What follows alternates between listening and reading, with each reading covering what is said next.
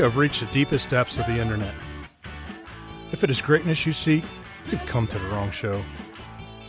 If it's about not wasting time, don't worry, you're never going to get your time back. If it's knowledge you seek, just be aware, any knowledge gained here is going to be minuscule. So now it's time for Accost the Field with Tony Gerdeman on the Ozone Radio Network.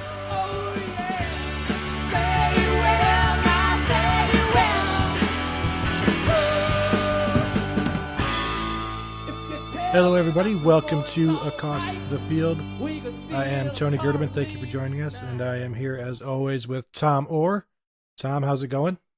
It's great. Is it? Sure. I mean, we got to sit through the traditional Ohio State football interview sweat lodge earlier this evening, so we've got lots of new stuff to talk about. I'm still hot from that, and of course now I got to come home, turn off all of the fans, Can't have anything blowing on you because it blows on the mic. And, just, I guess, podcast in my own juices, as they say. So that's great. I don't think anyone says that, and I think that's probably a good thing that they don't. We don't think we need to go too much into the last game because we talked about it immediately after Ohio State 77-31 over Oregon State. If you want our immediate thoughts after the game, you can go check out the podcast that we did right after the game from the tunnels of Ohio Stadium because it was raining and we didn't want to get wet. So the sound is, I think the sound is okay, but Tom had to tinker with it to drown out the forklifts and the rain and the hollowness of just speaking in a tunnel. But Tom, this is also a throwback because that's how they used to podcast in the 1940s. That's what your podcast, Mike, sounded like as recently as about a month ago. So this is just just a more of a recent throwback. And Flashbacks. You know what? If anyone has feedback on that, you like that, you don't like that, it's a waste of time, you think we should do more, you think we should go shorter, let us know. Shoot us an email, leave a message on the board, message us on Twitter, something like that. Let us know because that was something new that we tried this week and we're interested to know whether you guys like that, you want us to do something different, because we're here for you, dear listeners. So you just let us know what you want, and we'll do it, unless it involves hard work, and then we exactly right. And it was only 30 minutes. Listening back to it though, it's kind of it's different because you come out of the game, you come out of the interviews, and then you just start talking about it. And one of the mistakes I made was I referred to Ohio State playing Maryland at one point. So I realized I don't really pay attention to the games very well.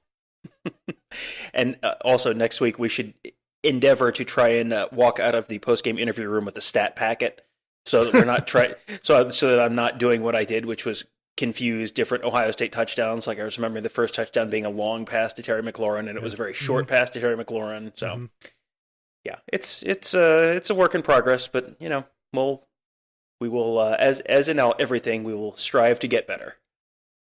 Speaking of striving to get better, Tom, great segue.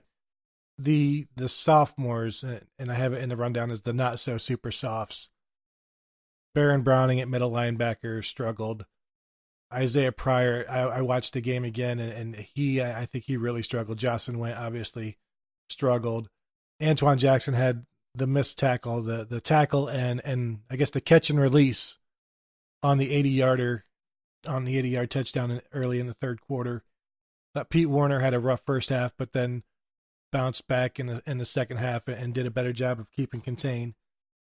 But these are all guys that are going to be heavily relied upon. Maybe not Antoine Jackson, but Baron Browning, Isaiah Pryor for sure, who I assume will be back at strong safety this week as Jordan Fuller hopefully returns at free safety. But Tom, I was thinking about the 2014 team and how many second-year players were so key to that team. Without even mentioning JT Barrett, but you've got Billy Price, Eli Apple, Darren Lee, Jalen Marshall, Ezekiel Elliott, Von Bell. So all of these guys, these young second-year guys that were very instrumental in that game, in that season, but they also had rough outings at the beginning. Ezekiel Elliott wasn't I mean, I think he had 7 or 8, 9 carries for the first 3 or 4 games before they really started to rely upon him. Billy Price will tell you he didn't look very good his first game. So there's definitely an example there of young guys who you get that first start, you get that first taste, and then you grow from it, and that's what has to happen with these guys, and even Baron Browning, who may not be in the starting lineup much longer, but these are guys that are going to be instrumental to this season, and they need to grow just like that the class of 2013 did. Right, and they're going to. That's not much of a question. You are going to. I mean, the old adage is you improve the most as a team from your first game to your second game. That's especially true when you've got really young guys who you're not going to see this huge improvement between people who are playing in their 36th and their 37th games. But with these young guys and these first time starters, that's where you're going to see big jumps. I think that when you look back at the 2014 team, there are there's sort of that wonderful glow around everything and how perfect everything was. And Ezekiel Elliott was this amazing player. I remember I went to the last game that season. I took my daughter, who was maybe 4 or 5 at the time, and we went to the last home game of the season. It was against Indiana, and she's I guess she was 4. So we went, and it was like, okay, we'll go till halftime, maybe a little bit later, and then we'll go, because you're not going to keep a 4-year-old in an icy November afternoon for 3 hours. So as we're walking out of that stadium, Indiana scores a touchdown to go up. I think it was 21-20 or something like that. So as I'm walking out of the stadium in 2014 for the last time, Ohio State is losing to Indiana. I know I have sort of a reputation as the pessimist on this podcast, but and I got to tell you, I was not walking out of that stadium saying, you know what's going to happen 4 games from now? They're going to be national champions. That was not my expectation at that point. And the week after that, they looked pretty crappy against Michigan for a decent chunk of that game, and pulled it out in the end. But that was a close game against a not particularly good Michigan team the week after that. And then all of a sudden, the switch flipped in the Wisconsin game, and then everything changed. But there were 12 regular season games that year where that team looked like anything but world beaters. So, I think that it is going to be a process this year, just as it was that year. You've got a lot of young players. You've got a first-time starting quarterback. You've got, you're breaking in a new left tackle. You've got, a guy who's playing center for the first time. You've got young linebackers. You've got a new safety. You've got a lot of stuff that's changing. And this is a very talented team, which means it is a team that is going to improve quite a bit as the year goes on. That's kind of been a hallmark of a lot of these Urban Meyer teams. But yeah, it's not necessarily going to look beautiful and picture perfect for a while. Even that 2014 season, Ezekiel Elliott, it was game 8 against Illinois. Curtis Samuel got the start instead of Elliott. Now, there may have been some punishment going on there as well. Who knows? But it was still even that deep. And like you said, the Indiana game, there was still, the Minnesota game at Minnesota, Ohio State wins 31-24. So there's almost some, 2002 magic there where they're maybe playing down to the level of their competition, or maybe they just weren't that good until, Cardale took over and became a legend. So there is this, the 31 points is obviously what stands out. But I don't think that's going to be the norm. And even the players who were making the mistakes may not get as much time, moving forward, because there won't be as much need to have them in there. But I'm still not sure, Tom, that it's okay to rank them 25th as one AP poll voter did this week, which is kind of asinine, outlandish. I don't know, somebody trying to make a statement, I assume, more about what off the field stuff than on the field stuff.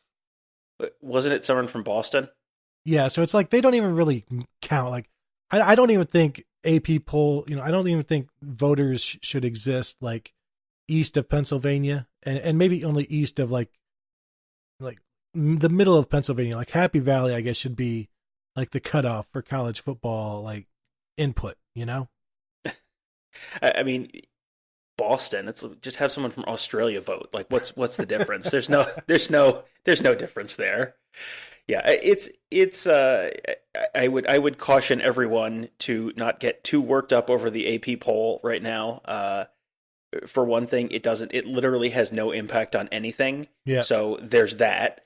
Also, it's week one. Everyone has their different little voting philosophies, and you're voting based on resume versus what you anticipate someone's record is versus whatever. So I would not spend a lot of energy getting worked up on about the AP poll. I mean, the AP poll has a history of kind of bizarre results. I mean, you look back at 1997, the AP poll voted to give the national championship to someone other than Nebraska. I mean, that's right. Like this is like when the Heisman Trophy voted to give it to Danny Werfel over Orlando Pace. Like when you give the 1997 national championship to someone other than Nebraska, you lose a lot of credibility. Yeah, it's a bad look, and it right there, that's when they jump the shark, and that's the day that day will live in infamy for many, many decades. Coming into this week, Tough Borland played 10 plays against, who did they play last week? Oregon State. See, Maryland. I'm so focused on Rutgers. I'm watching Rutgers. My DVR is like, if you don't watch this game and get it out of me, like get this out of me. Like it's like an alien movie, like Sigourney Weaver's like, get this, whatever, get this thing out of me. That's what my DVR is doing with Rutgers and Texas State. I know. I tried to ask you about something about our flight to TCU, and you said I just am here to focus on Rutgers this week. We'll talk about TCU next week. So I know you have been laser focused as the video board at the Woody Hayes has said in the past. Exactly. So Tough Borland played 10 plays last week. That was his pitch count. They'll evaluate how he does this week and how he did on Sunday, and increase that if things are looking good. We expect Jordan Fuller back, but nobody has confirmed that other than to say, yeah, we hope to have him back. That's what Alex Grinch told me on Saturday. That's what Greg Schiano said on Monday, and Ryan Day has echoed that as well. So they should get him back. Matthew Baldwin is still a couple of weeks away. But I don't know how much Tough is going to play. I don't know how much he needs to play. Getting Jordan Fuller back is the big thing. You can finally get the secondary that you had planned to have, and you get Isaiah Pryor back to maybe where he's more comfortable, because he really looked out of his element.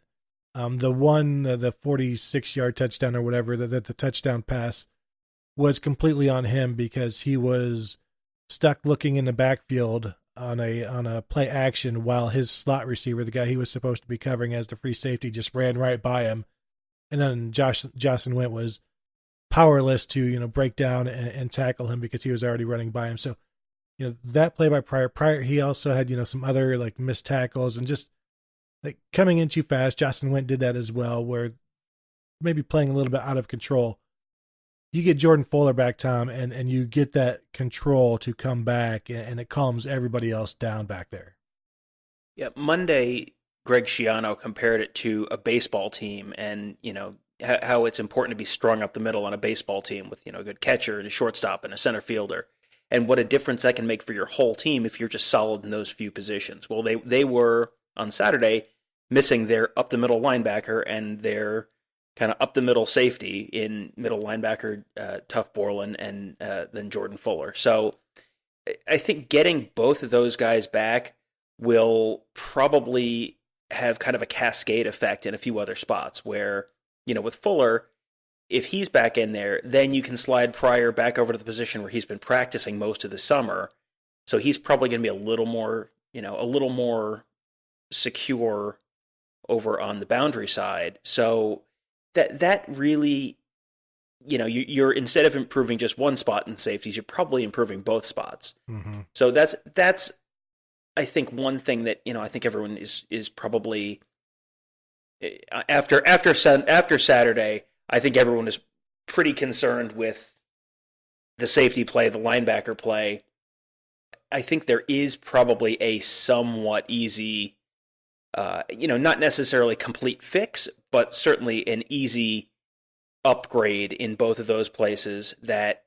Fuller sounded like he was a game time decision last Saturday, and he's continued to receive treatment. So, barring a setback, it sounds like he should be able to go this week. And, if you were kind of a game time decision last week, if that's the Michigan game, you probably were able to go. If they thought you were, if they thought they needed him, he probably could have gone. And if they really needed Tough Borland late last week, Greg Schiano made a bunch of baseball references last week. We said the up the middle thing. He said Tough Borland was on a pitch count. So, if Tough Borland could play 10 plays, Tough Borland probably could have played 20 plays or 25 plays. They were just kind of trying to ease him back into the season. So you're going to see Tough Borland for probably more than 10 plays this Saturday. You're going to see Jordan Fuller for probably more than 0 plays this Saturday. And that should help that back seven quite a bit. The annoying thing about having Jordan Fuller out is not that Ohio State gave up 31 points. It's that I had a prediction that he would have an interception. So for me, this is kind of personal. It's like not only did Jordan Fuller let Ohio State down and the Buckeye fans, more importantly, he let me down. And it's not something that I'll get over quickly. But I do think if he plays this week, he'll probably have an interception against Art Sitkowski, the freshman quarterback at Rutgers. But we'll get to Rutgers in a little bit. I've been watching a lot of them. I can tell you quite a bit about them. It's a university in New Jersey. They are part of the Big Ten, within a day's drive of New York City. So a lot of interesting stuff there. Tom, I think we had, the true freshman who played on Saturday. We saw Master Teague and Brian Sneed, Chris Olave, Jeremy Ruckert, Nicholas Petit-Frere on offense, Tyler Friday, Tyreek Smith, Teron Vincent, Tommy Togiai, Dallas Gant, Kayvon Pope, and Cameron Brown. I saw all of those guys. The participation report also listed Josh Proctor. I don't recall seeing him. And also it listed Taraja Mitchell. I don't recall seeing him. It also listed Alex Williams and Javante John Baptiste, who did not play. Alex Williams wasn't even dressed. So, let's see, 5, 6, 7, 9. At least 10 or 12 true freshmen played. It's going to be interesting to see how many more can get in there. At what point do they try to get maybe Matthew Jones in there, get him his 4 games? But looking over at this entire group, who was your best freshman performance of the game, or who did you think stood out most? I think I'm going to go with Tommy Togiai. Several of the defensive linemen looked pretty good early on, but Tommy Togiai seemed like he was pretty disruptive in the middle. He got some pretty good pressure just right up the gut a few times. And he also was one of the first guys out there. A lot of those guys, Master Teague was in the game, but he was in the game with 6 minutes left in the fourth quarter. Tommy Togiai was in there in, I think, the first quarter. And Larry Johnson certainly rotated that defensive line a lot more liberally and a lot earlier than most other position groups. But Tommy Togiai was in there and was in there. He might have been in the second. No, I think it was the third group of defensive tackles. Because they played 4 different groups of defensive tackles in the first 2.5 quarters, I think. It was pretty a pretty deep rotation very early in that game. But yeah, I think Togiai, to me, was the person that was most immediately impressive. Yeah, that's where I am as well. Tyreek Smith played quite a bit at defensive end and then also slid inside on the rushman package. But you watch Tommy Togiai, and you can see the quickness. He gets upfield. So he was fun to watch. Obviously, Brian Sneed ran somebody over. Master Teague on the 4th down or 3rd down busted out for the touchdown run. It, Nicholas Petit Frere got in there. I thought he looked okay. A good group of rookies to get out there. I'm wondering, Tom, if Ohio State continues this kickoff thing, and after 4 games, they're not getting any returns, is it time to shut down Blake Haubeil and redshirt him? I think that that's what I would do, and maybe you even do it after 3 games. I don't think there's a whole lot of sense in having him kick in the Tulane game. Go through the TCU game, see what's happening, see if teams are still just taking a knee. And if Sean Nurnberger can kick it as far as Blake Haubeil, then yeah, I think you go ahead and redshirt Haubeil, because you don't want to burn a year with him. I mean, kickers are not generally early NFL enrollees, so if you can, he will. If you redshirt him, you will get him for that 5th year more than likely. I don't see any real reason to burn a season of eligibility for him if he's just going to be kicking it into the end zone. I guess on Saturday he did it 12 times, but in most weeks he's going to be doing it 5 or 6 times. Mm-hmm. So I don't know that that's worth burning a year of eligibility for him when you're going to need him potentially to do all of your place kicking next year once Sean Nurnberger graduates. Yeah, because Sean Nurnberger can do exactly, now what Ryan Day did say, Blake is doing a great job on his placement. But if they're not going to return it, then Sean Nurnberger can do that. Heck, Drew Chrisman can probably do that. So I would, I don't know how willing he would be to redshirt, but also, I mean, you get that entire, year to be the guy. You'll get another year to be that guy. So I think that's enticing as well. I think it's interesting, and probably ask one of the coaches in one of our press conferences. But then do you want to? I don't want to say waste a question on a kicker, because it's still a very important thing. But you only get like 1 or 2 cracks to get a question in. But I think it's interesting, and it's something they're going to have to deal with, and we'll see how they do it. Now, Saturday, the best thing we saw for me, it was the decisiveness of Dwayne Haskins and the ball placement and pretty much everything about his game. And one of the things we said going in is that his arm strength will enable the wide stuff to become more impactful, and the guys get the ball quicker, they get it in stride, and just knowing exactly where to go, anticipating the defense, anticipating the receivers being there. He was in complete control, but he also had great help from the offensive line. For me, those were the 2 the best things I saw. The offensive line, that first group, Tom, cohesive, looked like they'd been together forever, and just mauling the Oregon State defensive line. So, what was the best 1 or 2 things you saw on Saturday? Well, I had 3 things, and one of them was the offensive line. So you've pretty much covered that already. That's if you want to just go back and watch the Ohio State game and then watch the Michigan game. We've talked all year about how one shaky tackle can just blow up your season. Well, Ohio State did not look like they had a shaky tackle on Saturday, and Oregon State is not going to be the stiffest test the offensive line faces this year for sure. But they, I spent a lot of time on Saturday just watching Thayer Munford just off the snap, watching, Oregon State ran some stunts at him, some twists, and I don't think he gave up a pressure all game. I don't think. I went back and watched again, but I was not specifically looking for him, but I don't remember him giving up a pressure. He was very impressive. They looked good. Run blocking, the pass pro was pretty good. Dwayne Haskins really had very limited pressure all day, which is, I mean, if he's got a clean pocket and time to throw, he's going to really make some people pay this year. So I'll agree with you on the offensive line. I went with Mike Weber. Mike Weber looked fast and elusive in a way that he didn't for most of last year. He never looked right last year coming out off that hamstring injury. He had that one Michigan State game that just jumped off the screen at you like, whoa, where has this guy been all year? And then that was kind of it. He didn't look quite like that all of last year. And if he's going to look, have that breakaway speed, have that elusiveness, be able to run some people over. That is going to make this offense very dangerous, because I think everyone came into the season kind of looking at him as, okay, well, he's the guy behind J.K. Dobbins, and he's good too. But if they get that out of him this year, that's going to make this a very, very dangerous offense.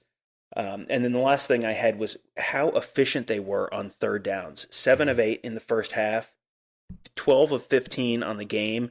I mean, if you're gonna go 12 of 15 on third downs during the course of your game, you're gonna win in a lot of football games. Here's the drive chart for Ohio State in the Dwayne Haskins drives. So I'm gonna leave out the muffed punt. I'm gonna leave out the drive that was 3 and out with Tate Martell in. First half, touchdown, touchdown, touchdown, touchdown, touchdown. End of half, because they just knelt it on one play because they had the ball at their own 15-yard line. Second half drives, touchdown, touchdown, interception, touchdown. So yeah, that's pretty good. So you convert your third downs.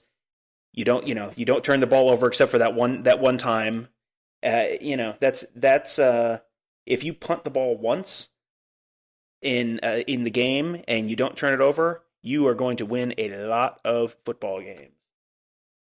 Yeah, the third down stuff, I charted it. There were I was just looking at the third and short, so like 3rd and 3 or less. They had 9 instances of 3rd and short. They picked up 8 of them. The one they didn't get, it was like 3rd and 3, and Master Teague picked up 2 yards. Then it was 4th and 1, and that's when he went for 33 yards for the touchdown. So, and that was Mike Weber running the ball. Brian Snead ran it once.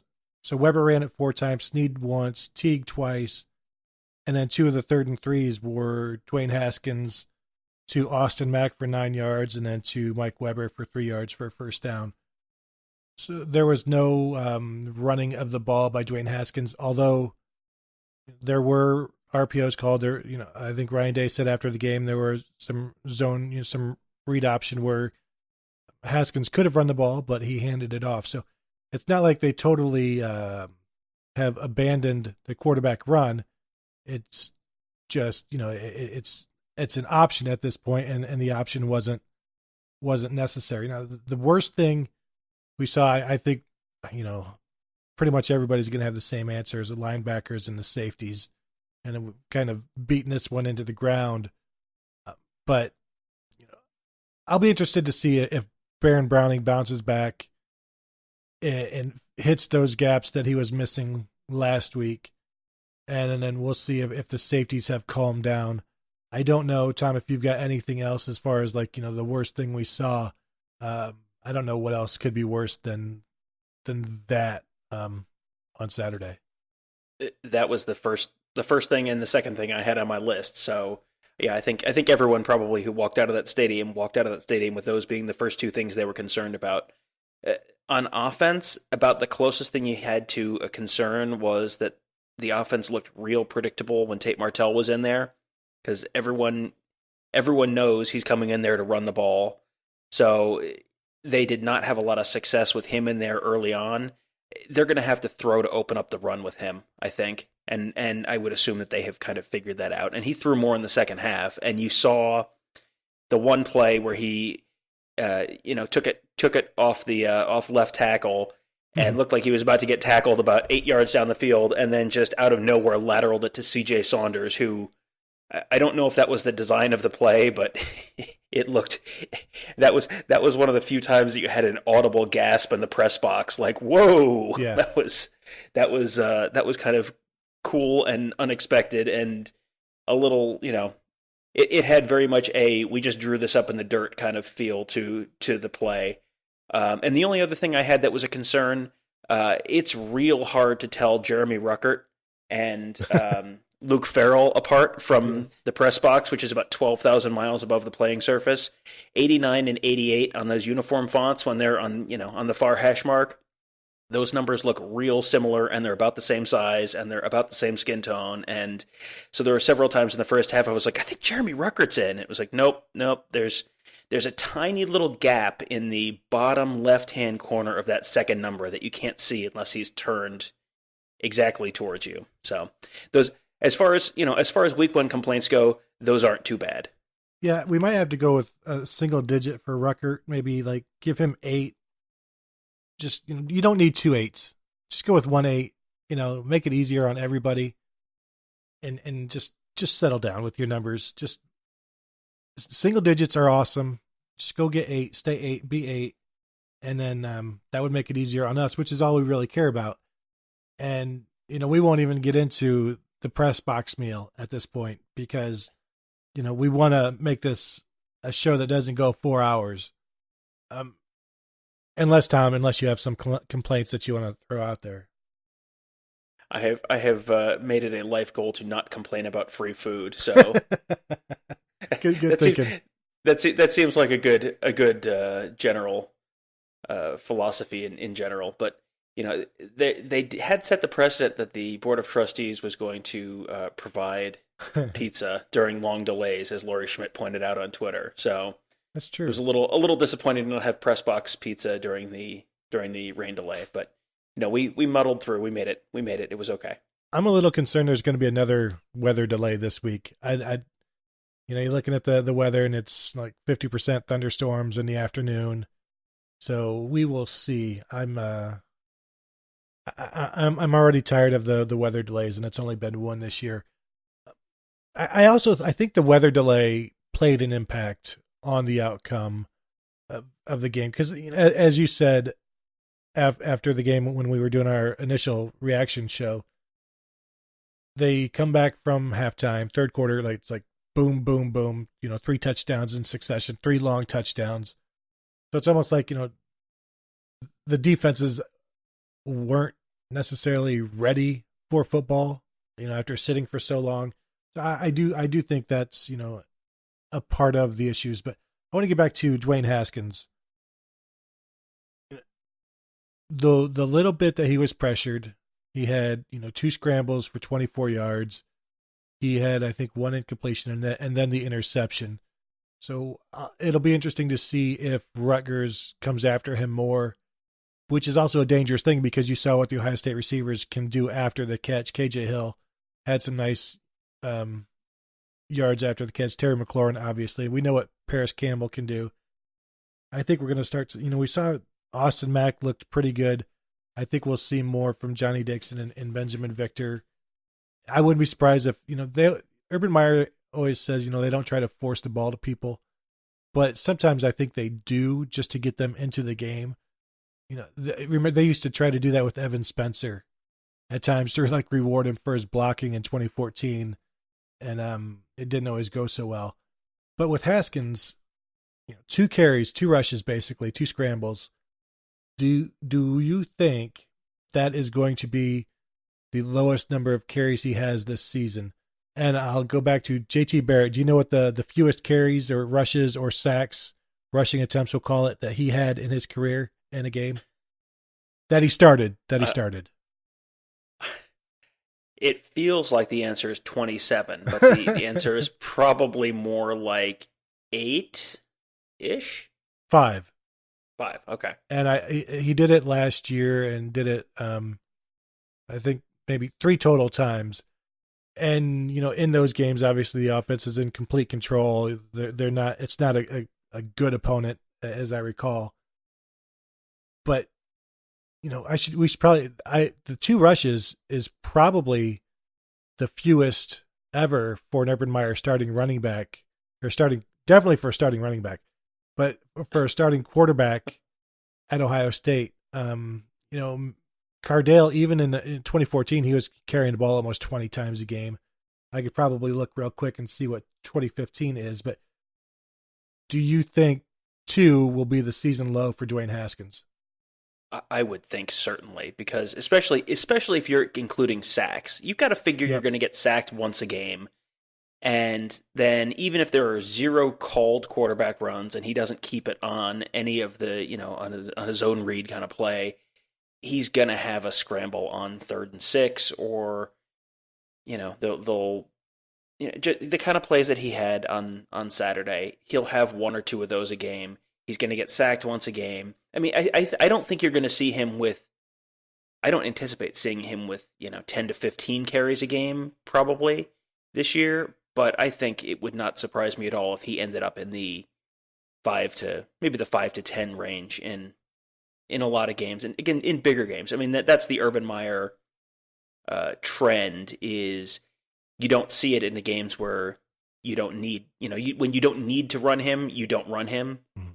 But when they're in Happy Valley, it would not shock me to see 10 rushes maybe for Dwayne Haskins. That kind of leaning on that quarterback run, take that numbers advantage kind of thinking. I mean that's been a very consistent thing with him throughout his time at Ohio State. So yeah, I think you'll see maybe 10 rushes a game from him, but I think 2 is going to be the low for the season.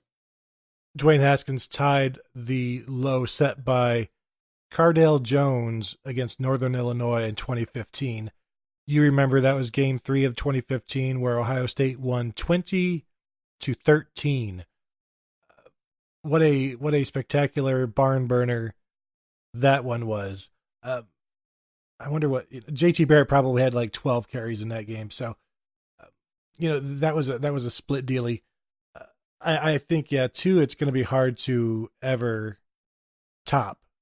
But I think there will be games where it's 4, it's 5.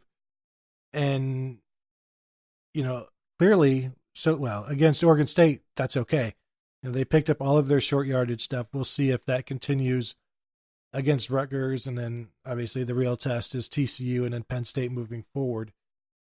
But I think it was certainly a confidence booster that they can, pick up these short yardage things, and also not necessarily just a confidence booster to the running backs, but it's good to be relied upon. It makes them feel good to be counted upon to pick up these very valuable downs, and it just increases their confidence and their sense of ownership. And then it just builds from there. So I was impressed with the short yardage offense. I thought it was really good. And even with the passing, he had time, and if you've got time, it's okay to throw on 3rd and short because somebody's going to be open. And with those mesh routes, the first touchdown to Terry McLaurin, he could have gone to McLaurin or Austin Mack, who was also open on the crossing route. They just crossed each other, and both guys were open. And for some reason, Tom, he went away from a guy he doesn't even live with. Do you want to have the Austin Mack Dwayne Haskins roommate conversation now? I have more Dwayne Haskins talk before we get to that. Yeah, we'll get to it. Go ahead. We did talk to Austin Mack tonight, and we had decided before the interviews, I'll sit at this table and you'll sit at this table, and Caroline Rice will sit at this table, and then we'll kind of have everything covered. And I happen to be sitting at the Austin Mack table, and the conversation very quickly turned to Austin and Dwayne being roommates. It wasn't even me. You can't blame me. This is a very on brand Accost the Field conversation, like an extremely on brand Accost the Field conversation. But it was Doug Maurice who asked about it first, so I was more than happy to ask a couple follow-up questions. But Dwayne's a little messy.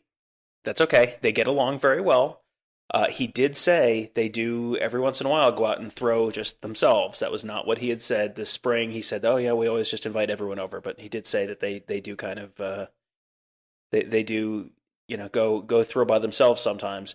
The most interesting thing I heard from Austin Mack was his goal during the offseason was to catch 10,000 passes. 10,000 passes during the offseason, just at the Woody Hayes, and they had a board set up to track how many balls that they caught. And he said he almost made it. And I said, so let me get this straight. Was this like all of the wide receivers? And he said, no, just me. Like all the other wide receivers are trying to do it too, I think. But he personally was trying to catch 10,000 passes. So college football, not just a part-time seasonal work. That is a lot of passes to catch over the course of an off season. You figure what, 90 days? We'll say 100 just for the math's sake. So is that 100 a day? 100 passes. I mean, it's Jug's machine, as well as yeah. He said the off season. So that's, I mean, that could be going back to last January. Hell, I could do that. I mean, maybe. It's 10,000's a lot. I think I think you'd get bored after a while. Even, I mean, the jugs machine, you'd get bored with that. I mean, we've seen people stick around after practice and they just shoot balls out of the jugs machine, from 10 feet away and they catch them. But And they only catch 10, like 10 or 15 and then they go on, then they're done. Right. Yeah, 10,000. It's even if it's over the course of the entire off season going back to January, that's 250 days. You're catching 40 passes a day every day. I mean, that's reasonable, but that's a lot of footballs. Does this also like when they're just playing catch like in the apartment from like couch to recliner as well? Do those count? Well, he said that they try and leave the football stuff at the Woody and just go home and hang out and talk about, other stuff and not football stuff at home. So I don't think they play, I don't think they play a lot of football in their apartment. He said they have kind of similar personalities. They enjoy playing 2K against each other, the video game, and they play against each other. They do not play cooperatively. And apparently Austin Mack beats Dwayne Haskins pretty consistently. He said he didn't think Haskins had ever won, which I don't know that I've ever talked to an Ohio State football player about video games and had them ever admit that they lost more than they won. I don't. This is one of these, Garrison Keeler, Lake Wobegon, everyone's above average. Like everyone is above 500 in video games somehow playing against their teammates. I don't know how the math works on that, but he said they kind of leave the football stuff in the facility, and hang out and do other stuff, when they're at home. Which, you know what, if you have caught 10,000 passes over the course of the off season, I think you've earned a little couch time. Yeah, I get that because I went to college for school, and then so when I would get home from being at school, like I would not want to have anything to do with school, So when I get home, I'm on my time. I leave the books at the classroom, if they're there tomorrow or on Wednesday, Monday, Wednesday classes, great. But when I'm at home, I'm on my time, and so yeah, I get that. You leave college at college. When you're at your apartment, then you do apartment things. So yeah, I get that. I totally get that. I wasn't very good in school. No, I don't. What? No, that doesn't come through at all. What? Austin Mack, the entire receiving unit. We talk about it. Are there too many guys? But you see, Benjamin Victor had no catches. Was thrown to once when he was blocking, if I recall, on Saturday. Terry McLaurin has a big day. Johnny Dixon does not. Paris Campbell does not. Austin Mack, good day. KJ Hill, very good day. And the thing about this group in which, one of the things I asked Ryan Day about is, the numbers could completely flip this week. And now Terry McLaurin gets no catches, but they don't care. And I think that's, we talk about the power of the unit, and that was something that Urban Meyer has stressed. But this is a group that is unique in that way, in that they lift each other up. They all want catches, but they know it's not possible. And you play as hard as you can when you're in there, and if the ball comes your way, great. If not, you're blocking. We saw a bunch of really good blocks. Austin Mack is always strong with that. Terry McLaurin as well. One of the things that Ryan Day pointed out or just made point to mention was the interception and how Benjamin Victor kept that from being a pick six, because he was even early on in that interception return when the first guy was returning it, he was involved, and then it got fumbled, and then he was like the last line of defense, and he was there to force the returner back in, which is when Isaiah Prince jumped on him. So Benjamin Victor not getting the football at all could have just put his head down and like, well, it's not my problem. Maybe you should have thrown to me instead of throwing to Johnny Dixon. But he had his nose in there. And it's a fun group to cover. I like it better when they talk one-on-one, like when we talk to them, if it's just, they're not in their group, which they haven't been yet this year. So that's good. But they're all pretty likable guys, Tom. They are all likable guys. They seem legitimately to get along well. I mean that seems like Ohio State does a very consistent job trying to make those units get along well. Mike Weber and J.K. Dobbins, by all accounts, seem like they're pretty good friends. The quarterback room generally seems to get along pretty well. They all have kind of goofy names for each other. Austin Mack said a lot of times the quarterbacks and the wide receivers are all hanging out together. So, I mean, they do seem like they have a pretty good camaraderie within those individual units, which is something that Urban Meyer has stressed. But with the wide receivers in particular, a lot of those guys do things that, I mean, you mentioned Evan Spencer earlier, and Evan Spencer, his kind of calling card was he did all this incredible stuff that didn't show up on the box score. It was blocking. It was, blocking was obviously his big thing. You go back to there was blocking, throwing, blocking, getting in the way, etc., and such and such. I mean, you go back to the Ezekiel Elliott 85-yard touchdown against Alabama. I mean, he very famously blocked two guys on that play. Without that block, Ezekiel Elliott doesn't score. He recovered the onside kick in that game. He had the touchdown pass on the end around to Michael Thomas right before the half in that game. And he was maybe the MVP of that game, and he might have had like 2 catches for, 15 yards or something in that game, and he might have been the MVP. That has kind of stayed true with the wide receiver unit to the present day. I mean, you talked about the blocking downfield, which when you looked at that long, I think it was a long Paris Campbell one touchdown. There was the long Terry McLaurin touchdown. Austin Mack's up front blocking. Ben Victor's downfield making that tackle after the interception.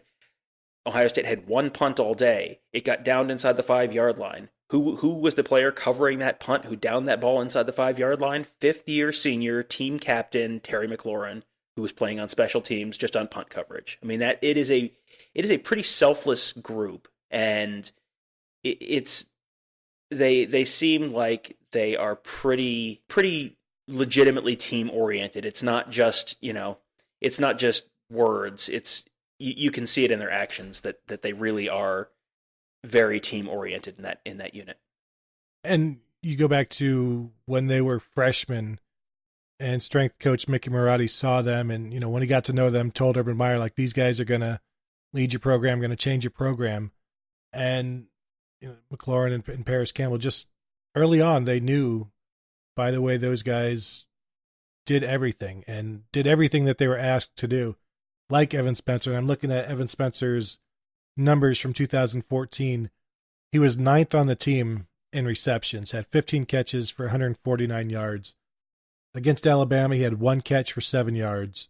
Wisconsin, 1 catch for 13 yards. Michigan, 1 catch for 1 yard. So over Ohio State's last 4 games, he had 3 catches for 21 yards. But it doesn't matter because everybody got to see everything else that he did.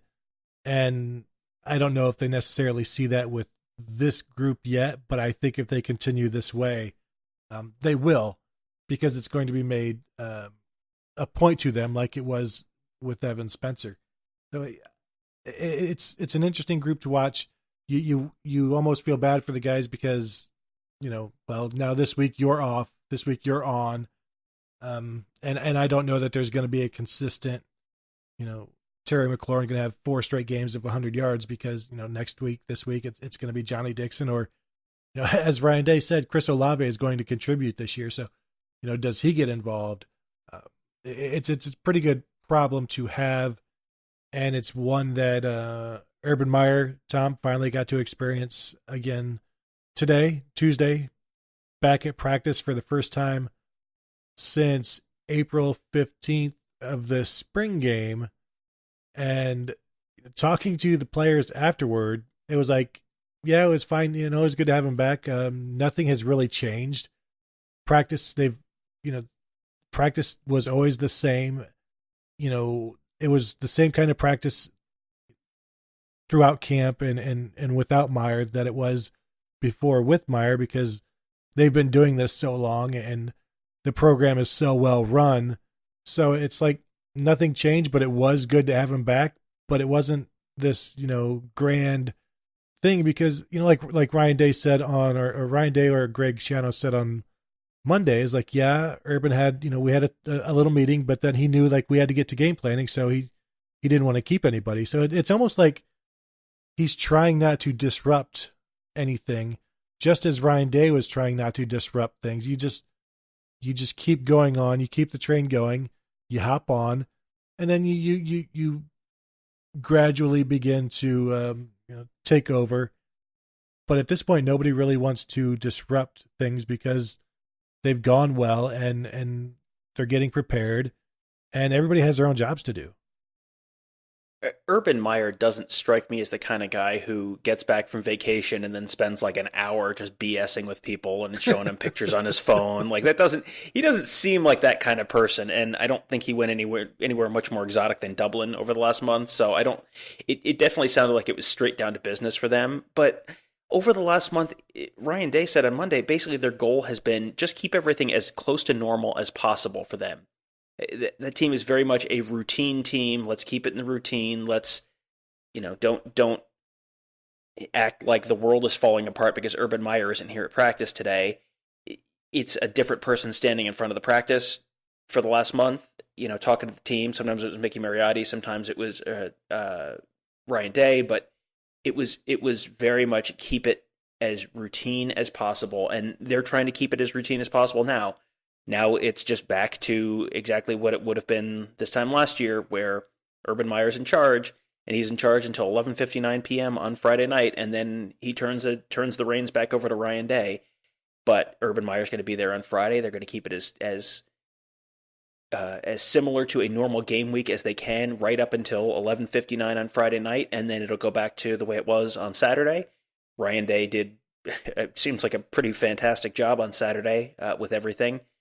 That's now the new normal this week, and then Sunday morning at 12:01, Urban Meyer's back in charge, and I think they'll do as much as they can to make this as much of a non-event, and make it so that the players have as little to notice, as little of a difference as they can. I mean, a lot of the day-to-day and more granular stuff that they're doing day to day is done in position groups anyway. So you would be much more thrown off if your position coach was suspended for the month of August than you would necessarily that Urban Meyer's there, because you spend a lot more time with your position coach than you do with the head coach. Yeah, talking to Draymond Jones Tuesday night about that, Urban is generally with the offense for the most part, offense and special teams. So those guys don't really get to see him much. So that's why things weren't that different. You remove Larry Johnson from the situation, and it's completely different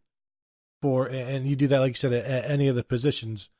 And now you've got grad assistants running the show and QC guys or whoever is allowed to actually be on the field coaching. So just, it sounds weird to say, but it's like, it's just Urban Meyer, no big deal. It's not like he's a position coach that is now returning or now leaving. And each of these units, and I said the power of the unit earlier, like they are so hyper focused on their own thing. The head coach doesn't really, almost doesn't really matter at times. Like when you ask an offensive lineman, would you rather block for JK or Mike Weber, or did you know who was behind you? Like they're worrying about their own thing. Whoever is running. Whichever quarterback is back there, is it JT, is it Cardale, is it Tate Martell, is it Dwayne Haskins? They still have to block the guy across from them. So everybody has their own thing to worry about. So I think it does make it easier to just have Urban Meyer blend in, get back to doing what he did, give some speeches, and just carry on about his business. I'm sure things may have been a little bit different for the kicking game, for the specialist. That's where he's involved quite a bit.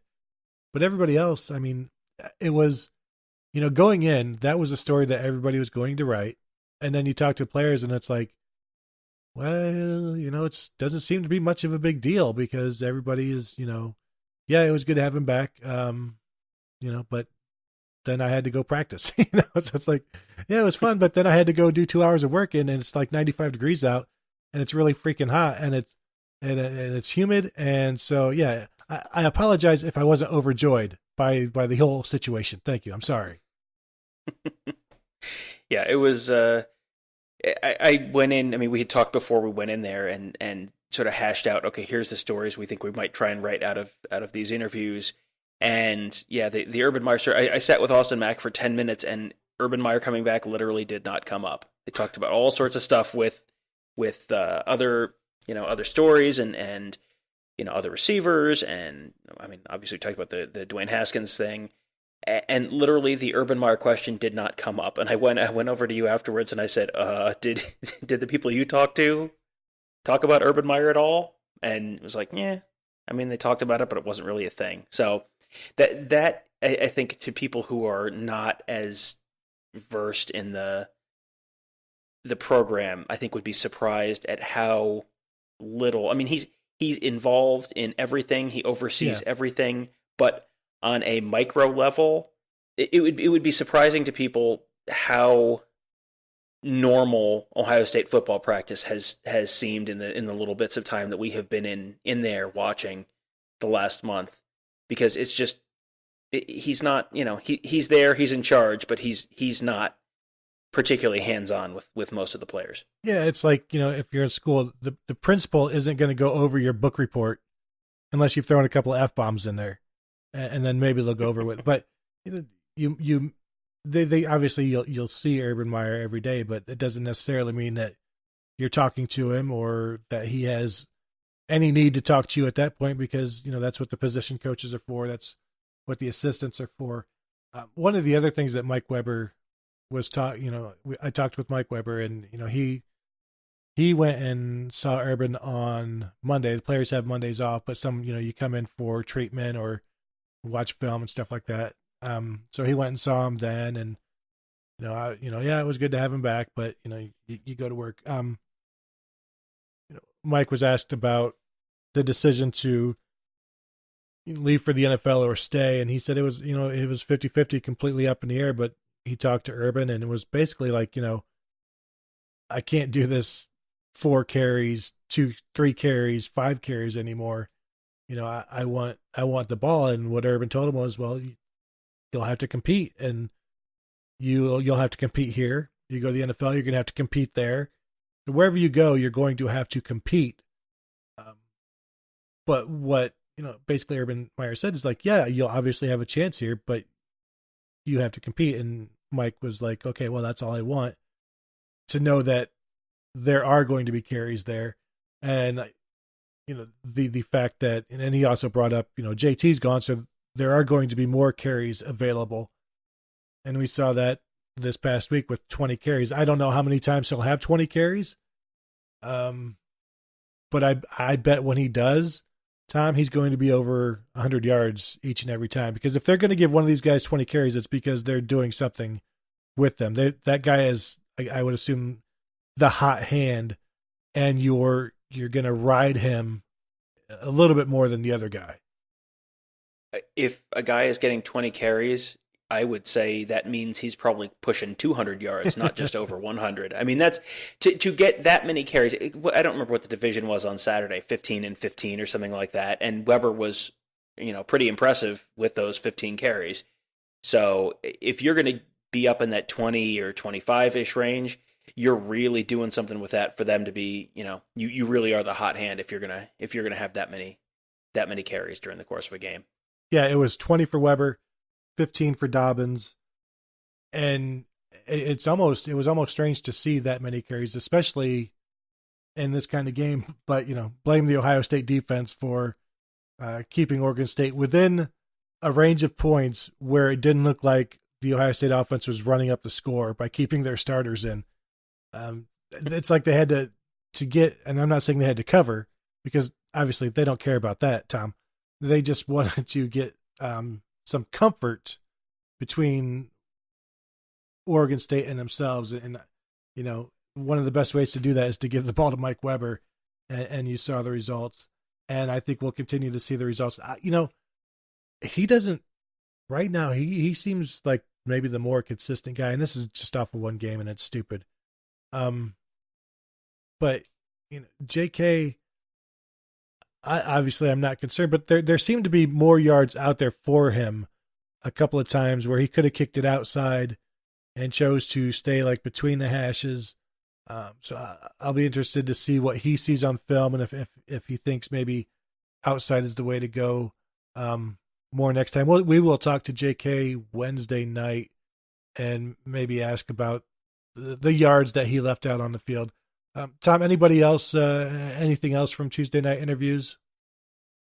We already went through the Austin Mack thing, and I completely derailed us before we were going to have our Dwayne Haskins conversation. You had an over under in the rundown, and I actually had another couple of questions I was going to ask you. So your question was the over under 3.5 passing touchdowns versus Rutgers for Haskins. So I'm going over. I don't know about you. Yeah, over, easily over, I would say, because I mean they're going to score. And I think that Rutgers is going to have to stack the line and make Ohio State. If they back way off and play soft, Ohio State will pick them apart and will just run it down their throats. So they're going to have to play up and try and stop the run. Rutgers is not good enough to do both of them, so I think they will choose to stop the run given the choice, or at least try to stop the run. That's where they'll throw their efforts. So that opens up the passing game. I think you're going to see probably another pretty good, unless it's a real monsoon. It kind of depends on the weather, but unless it's a real monsoon, I think you're going to see another pretty big passing day from Haskins on Saturday. I also think they like to put up those stats for their quarterback. Get him 5 touchdowns again. Now you've got the entire nation, and it's good for recruiting, even though they've got their next 2 quarterbacks locked up in 2019 and 2020.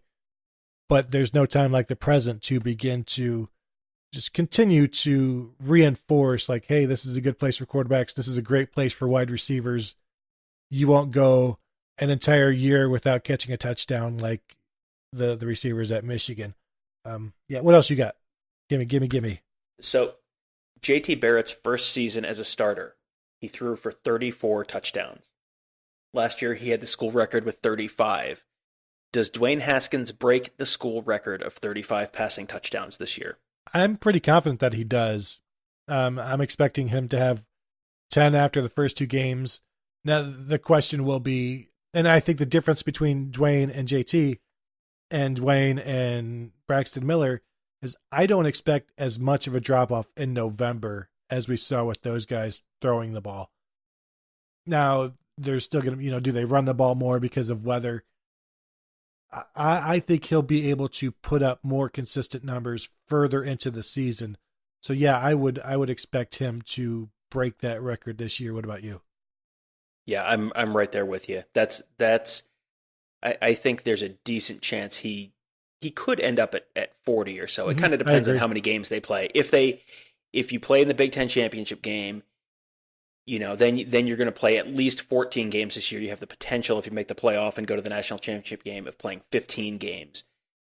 If they just play 14 games this year, he just has to average 2.5 touchdowns a game to get to 35. Yeah. So that's, he's already got 2 games worth under his belt with 5 touchdowns in the first game. So I think there's a pretty good chance that he breaks that 35 if he can stay healthy all season. Because you're right, I think, on the fact that there might not be that end of season drop off, because he's got the arm that can cut through that wind at the end of the year that JT Barrett and Braxton Miller might not have had. So yeah, I'm right there with you on that.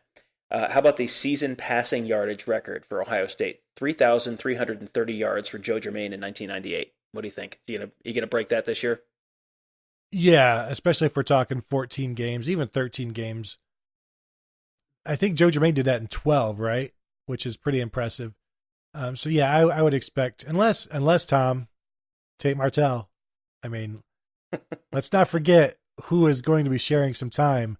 So, but yeah, even with Tate Martell ripping off 80-yarders, I still think the records will fall, and it may just be 1 year of starting for Dwayne Haskins this year, which is crazy to say, but maybe getting less crazy by the day.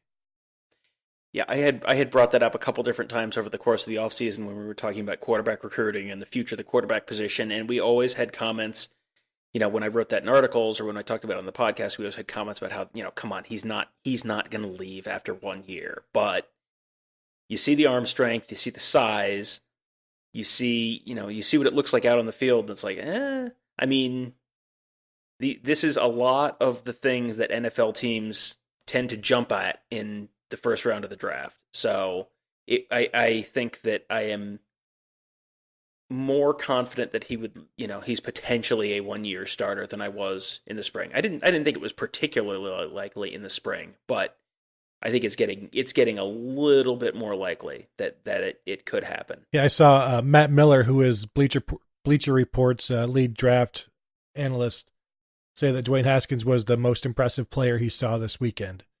So that's just one pundit's opinion, but I think there are going to be more opinions like that as long as he continues to play well. And again, I keep going back to he was only pressured a little bit, and he wasn't great when he was. So let's but it was his first start, and everybody else, there's a bunch of other guys struggling with their first start. So let's see what he does when there is more pressure. Hopefully we see that this week, just to get an idea of what he does when there is pressure, and is he a difference maker in that kind of situation as well? Yeah, I mean, it's Oregon State. Oregon State is a almost historically bad defense, so you can't go too crazy off of that one game. But if you were going to look like an NFL first round draft pick, that's what you would do against a crappy Oregon State defense. Last question I had for you before we can move on. Single game passing record. 458 yards for Art Schlichter against Florida State in 1981. And if you're not willing to give me 458 yards in a game, 378 for Joe Germain against Penn State in 1997. That's the second most in Ohio State history. And worth noting, both of those were in losses. So yeah, and both of those games, they needed every single one of those yards. And you look at this defense, there might be some shootouts where you need all of 380 yards for Dwayne Haskins, but I think this Urban Meyer's program runs the ball too well for a 400-yard passing day from one guy. Now I believe they've had one or maybe two with Cardale and JT in the 400s. I think maybe just one game in the 400s. So as a even as a team, that's they didn't approach the 458. So I don't. Even 378 seems like a lot for this offense when they run the ball so well. And look at last week, they were around 350 some passing, but they ran for 370. So I don't see the need unless there is a shootout. So I think I would expect, maybe like a 335, 340 being the high for him this year. All right. So now you want to talk about Rutgers. You have watched Rutgers. I don't know why you did this to yourself, but I will be the Big Ten Media Days reporter and say #talk about Rutgers. Well, Greg Schiano said Rutgers runs as many screens as Oregon State. Now, in my studies of Rutgers, which means I had the game on, and I tried to watch it while I was also working. So I didn't see a lot of screens, but I'll trust Greg Schiano's opinion. If you want to listen, if you want to trust him on that, Rutgers runs some screens. Now, Draymond Jones said on Tuesday night that they have to be more disciplined in how they react to those screens, which I think we would all agree on. Art Sitkowski, the freshman quarterback, awesome arm, threw 3 interceptions. I saw one was a pick 6. I didn't see the other 2. Because like I said, I'm only studying so much. What I did see was a quarterback who should have also thrown, in my little bit of watching them, 3 other interceptions, that were either dropped or there was nobody there to intercept it on a bad pass. So this is a guy who was late on a pick six, has thrown it into the defense's hands. There could have been 6 interceptions, and that's just the part, that I saw. So there may have been 2 or 3 others. So you get Jordan Fuller back, and the cornerbacks are right there. Damon Arnett had some nice coverage. I wouldn't be surprised if he gets an interception. I like their running backs. They're pretty decent.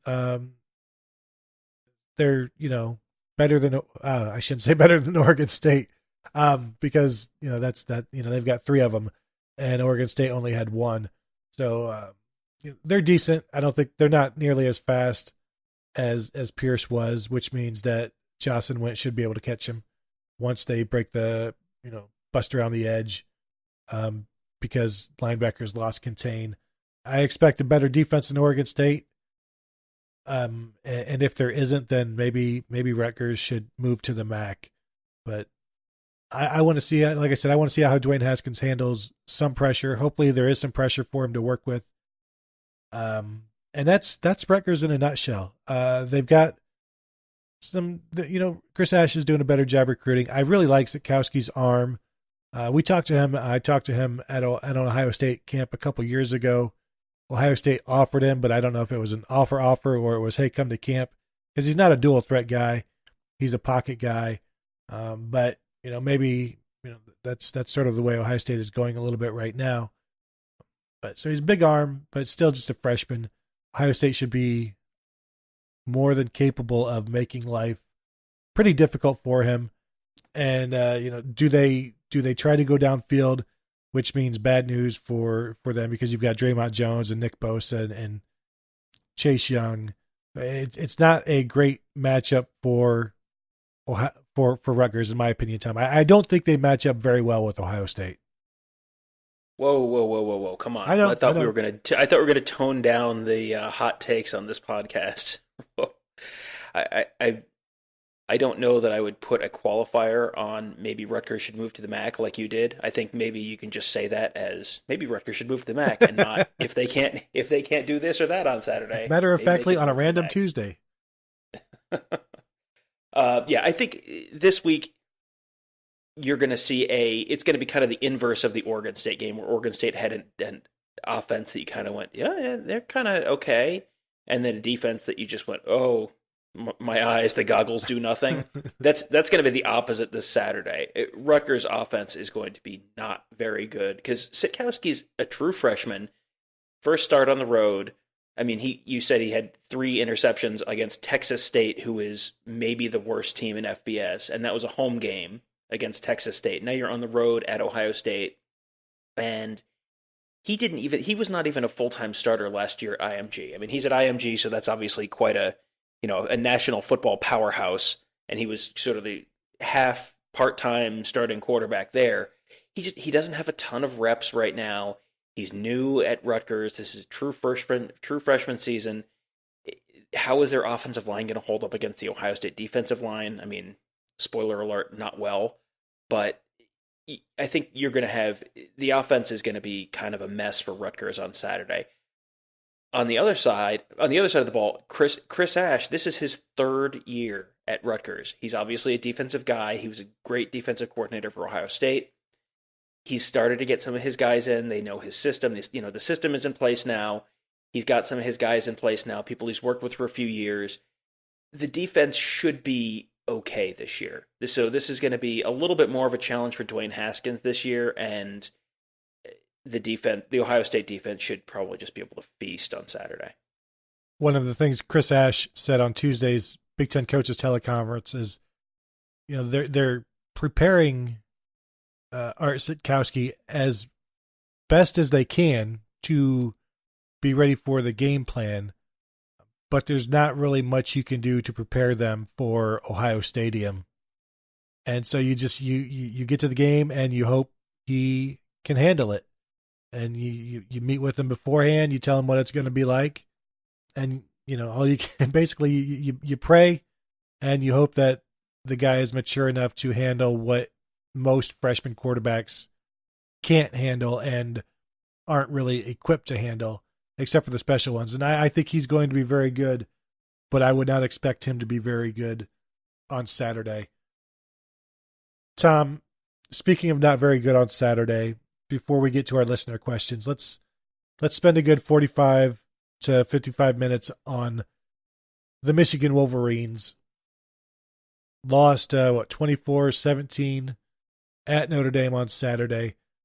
No shame in losing at a ranked Notre Dame, in South Bend, but they looked so. And we talked about this with the Amazon show, just joyless, rudderless, just like, I don't know, without a sense of urgency, no sense of really direction. And they come out and they're very bland on offense. And I wrote this in Michigan Monday, Donovan Peoples-Jones, like Kerry Combs risked his life to go recruit that guy in a blizzard. And on Saturday, he's catching 6 passes for 38 yards. Just not quite a hood ornament like Urban Meyer said of Dontre Wilson. But they're using him, trying to get him in space, blah, blah, blah. But there is no space in a Michigan offense because they don't space anything out. You've got 3 tight ends, so 2 or 3 tight ends on the field. So linebackers and safeties are, near the line of scrimmage, right where they're trying to throw the ball to their playmakers. And if you want to space them out, there is the downfield that you can do as well. And you mentioned the offensive line earlier, and John Runyon was responsible, I think, for 3 sacks and some more pressures. And it just a very, very uninspired offensive performance. And defensively, Tom, they gave up 3 touchdowns on their first 4 drives. Then they settled down, but those 3 drives, Notre Dame pretty much did what they wanted. Michigan made some mistakes. Just not a very inspired, impressive effort. And I think that's the other thing. The lack of effort was disappointing. From just it's almost like they don't care, even though I know they do, because we saw them crying on the sideline last year. So obviously they care. But Tom, it's just so.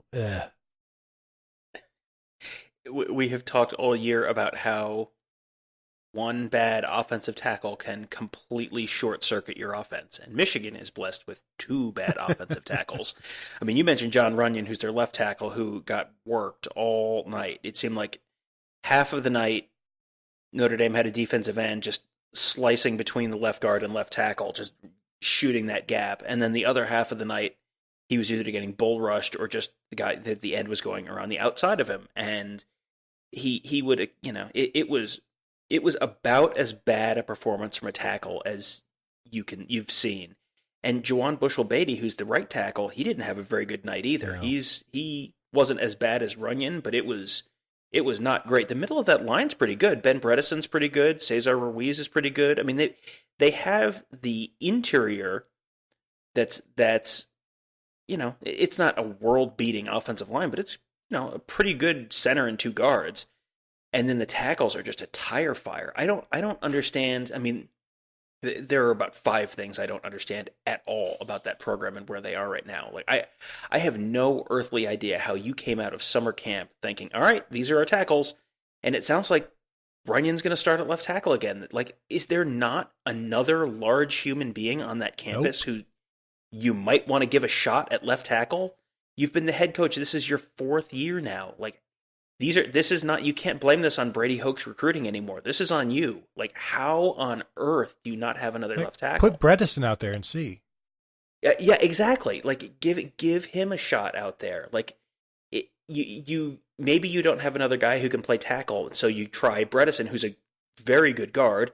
Give him a shot. Like, it can't possibly be worse.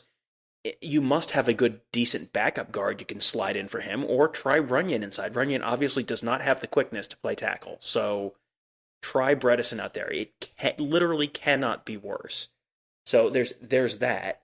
There's at the end of the game, they're down 2 touchdowns in the 4th quarter. Let's huddle. And it looked like they were trying to kill the clock. Like, what are you doing? You're down 2 scores in the 4th. They kept snapping with 15 seconds left on the play clock. Like, they ran a little bit of hurry up earlier. So obviously this is in your playbook. So I don't know if that was just because that was a drive that Dylan McCaffrey was in because Shea Patterson was getting an IV fluid. So maybe Dylan McCaffrey's not ready to run it, the hurry up, but you can snap the ball with 25 seconds on the play clock. It's okay. That is a legal thing to do when you were down 2 touchdowns in the fourth quarter and trying to come back. They kept snapping it with 12, 15 seconds on the play clock, and then they're under center, they're running it, and then throwing play action off of I formation runs. Their drive was at the start of the fourth quarter, 14 plays, 52 yards, 6 minutes and 49 seconds off the clock, and then they lost it on downs at like midfield. Like if they had scored a touchdown, they might have killed the whole fourth quarter. That was like that's like one of those Navy drives where it's like, how'd you have a 23 play drive that chewed up 14 minutes? But that's when Navy's actually trying to kill the clock, not when Navy's in a should be in a hurry up. I was just baffled by that, and then I mean I was willing to sort of excuse that one drive as maybe it was a McCaffrey thing, but then when Patterson was in on the last drive, they're still snapping it with 20 seconds left on the play clock. Like, can you not see the scoreboard from where you are? Do you not know what the game situation is? Like, you gotta hurry. How do you not? I don't get that at all. I also, and I wrote this in Michigan Monday, I think it's unacceptable to go down with cramps at that point, for your quarterback to go down with cramps. It shouldn't happen. How often do you see a quarterback have to leave the game and get IV for cramps? I mean, who was the last quarterback? Like when Braxton Miller had issues, but he was getting hit, and I don't know if it was cramps for him. He had like a hyperextended knee or something, but we see guys all the time, but rarely is it the quarterback. And at the worst possible time, I just, I think that's, I was pretty critical of that. The timing, I mean, that's what I mean by like the lack of, there's no sense of urgency. And it's almost like, yeah, well, if we lose, we lose, it is what it, like, instead of those who stay will be champions, the sign like above the door should be just like, it is what it is, it is what it is, 0-1, but we'll be back at it in Western Michigan. Better be careful. They don't know what's coming for them, and now Michigan is angry. But you've also, like, Chase Winovich made a terrible blunder on a third down that would have forced a field goal, and he roughs the quarterback, and so they get a touchdown instead of a field goal. So that gives them 4 more points than they should have had. Michigan, the punter, the holder, drops the field goal attempt, so that's 3 points that Michigan loses. Michigan had the ball like at Notre Dame's 25, end up having to punt because of negative plays. They had I think a first and goal at the 5 and end up with a field goal. They scored 1 touchdown in 3 trips to the red zone. So they played not very well and still only lost by a touchdown. I think, Tom, all of the pieces are there, but the offensive line, not where it needs to be yet. We need to see some of that Ed Warner magic. And, he was able, 2012 to turn Reed Fragel into a decent right tackle, Darrell Baldwin after that into a pretty darn good right tackle, Chase Ferris into an okay right tackle. So let's, he should be able to turn offensive linemen into good offensive linemen. But then we go back to also Michigan has not recruited very well. They seem to settle in recruiting almost like they settle with their offense. The only person in the program who doesn't settle is, I think, like Don Brown.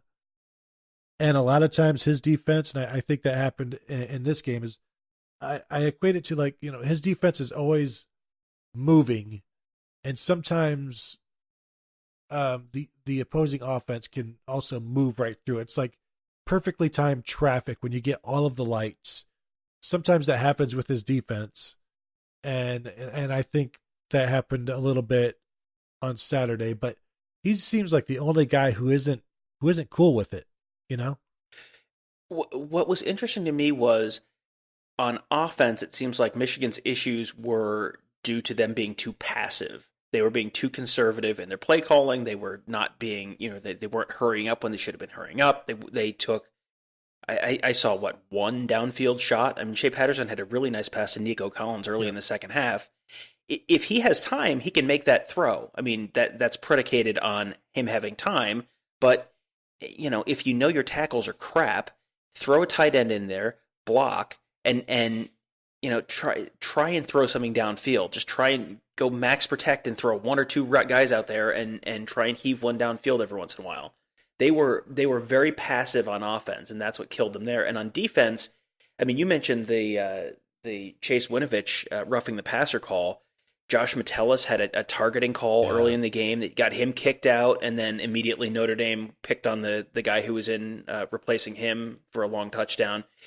On defense, a lot of the issues seemed like they were born out of aggression and not too much passivity. So it's kind of different issues, but I think you would prefer the Don Brown, the Don Brown side of things, where you're trying too hard, you're trying to do too much, and that may also be born out of they know they have to be.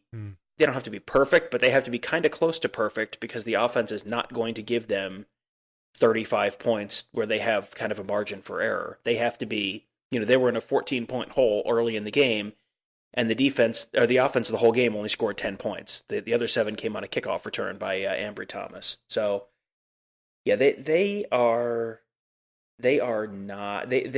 not going against a great quarterback either. Brandon Wimbush. No. There were some plays where Brandon Wimbush looked like the poor man's version of Terrell Pryor mechanically. Like there was a throw in the first half where it was like there was no one around him, and he just like threw it off his heels for no reason to try and heave it downfield. Like there was no one within 4 yards of you. Set your feet, step into the throw. Like how are you not doing this? He was and ball security with him. Did you notice he always seems to carry the ball in his right hand? It's never high and tight. He carries it in his right hand. There was a point at which he was running towards the left sideline, and he had the ball loose away from his body in his right hand, which is the inside hand, which is like 3 different things that I was like, I'm watching this after the game was over. I know the result, and I'm yelling at the TV like, what are you doing? Like, you're doing literally everything wrong, and this is the quarterback that just beat this powerful Michigan defense. They couldn't take advantage of any of his mistakes, and I was surprised that they didn't force him into more. And he would get away. His running ability allowed him, and we've seen that with obviously JT Barrett, and when Michigan's defense is flying all of these different areas and running man to man, and then the quarterback takes off upfield. It takes him a bit to recover. Now, interestingly, I had an NFL scout tell me this summer that Shea Patterson at Ole Miss has like NFL receivers, and he doesn't have that at Michigan right now. I need to see more from Donovan Peoples-Jones. Like we've said with Paris Campbell, he needs to become a downfield threat to be an NFL receiver. Same thing with Donovan Peoples-Jones. Losing Tariq Black, obviously, is a killer. Nico Collins had, I think, 3 catches, a couple early, and then he had the deep one. So maybe there's something there. But, like, at Ole Miss, his receivers are running downfield and running all over the place. And like I said in Michigan Monday, it's like the receivers at Michigan almost operate to clear out room for the tight ends. And it's just, that's why you get 13 plays, 52 yards, 6 minutes, and you seemingly go nowhere. You put all of this effort. 13 plays is a lot of effort. You should get more than 52 yards out of it. It's a lot of plays, and everything has to go right. If you're going to go 13 plays and 52 yards, everything has to go right. You can't have one receiver drop a ball on 3rd and 3, or one kind of botch snap on a third down. If you were just constantly facing a 3rd and 3, 3rd and 6, everything has to go right, and everything went right to a certain degree to get them those 52 whatever yards, and that got them to midfield because the drive started pretty deep in their own territory, and then they punted or they lost it on downs on that drive. Like, it's just the way they called plays and the way they played and looked on Saturday, there's not much margin for error there. And that's, the talent in the wide receiver room there is, there's some talent, but there's not that much because you've already lost Tariq Black with the foot injury again, and you've got Donovan Peoples-Jones, you've got Oliver Martin, you've got Nico Collins. I mean, there's talent in that wide receiver room, but, where Ohio State has, 6 guys, 7 guys, 8 guys, 9 guys who are wide receivers who you'd go, yeah, that's a pretty good wide receiver who could go make a big play for the Buckeyes on any given play. Michigan has maybe 3-ish. Right. Yep. You could put C.J. Saunders on that Michigan team, and he immediately one of the top 4 receivers immediately. And on the Ohio State team, he's the 3rd-ish H-back, maybe. He might be the 7th guy. Maybe. I mean, yeah, there's just and so if they have one more injury at the wide receiver position, then they're really in trouble. I mean, because you did not come into the year with a particularly deep unit, and you've now lost Tariq Black, who was maybe the most promising of these young receivers last year. So you're already down to basically zero margin for error. And I mean, what are the odds you make it through a year with a completely healthy wide receiver unit? Like, that just doesn't happen. So once that happens, then you're in real trouble. And then you really are. It's just, well, let's see what Zach Gentry can do in the passing game. Let's see, let's throw it to the running backs again. Let's throw it to Chris Evans out in the flat again and see if he can make something happen. And that only, that'll work against Western Michigan or SMU the next few weeks. But, once you get into the meat of Big Ten play, that stops working. If Grant Perry is your best receiver, your receivers aren't very good. I think that's, he's an okay player, but if he's, the guy that you rely upon, then you're limited. And, I was expecting, I go back to the 2016 Michigan offense that scored 40 points a game with Wilton Spate and Devion Smith, who are average players, but they were aggressive. They threw deep a lot to Amara Darboh and Jehu Chesson, and I guess maybe they just have no confidence in their offensive line to even hold up enough time, long enough to allow them to go downfield.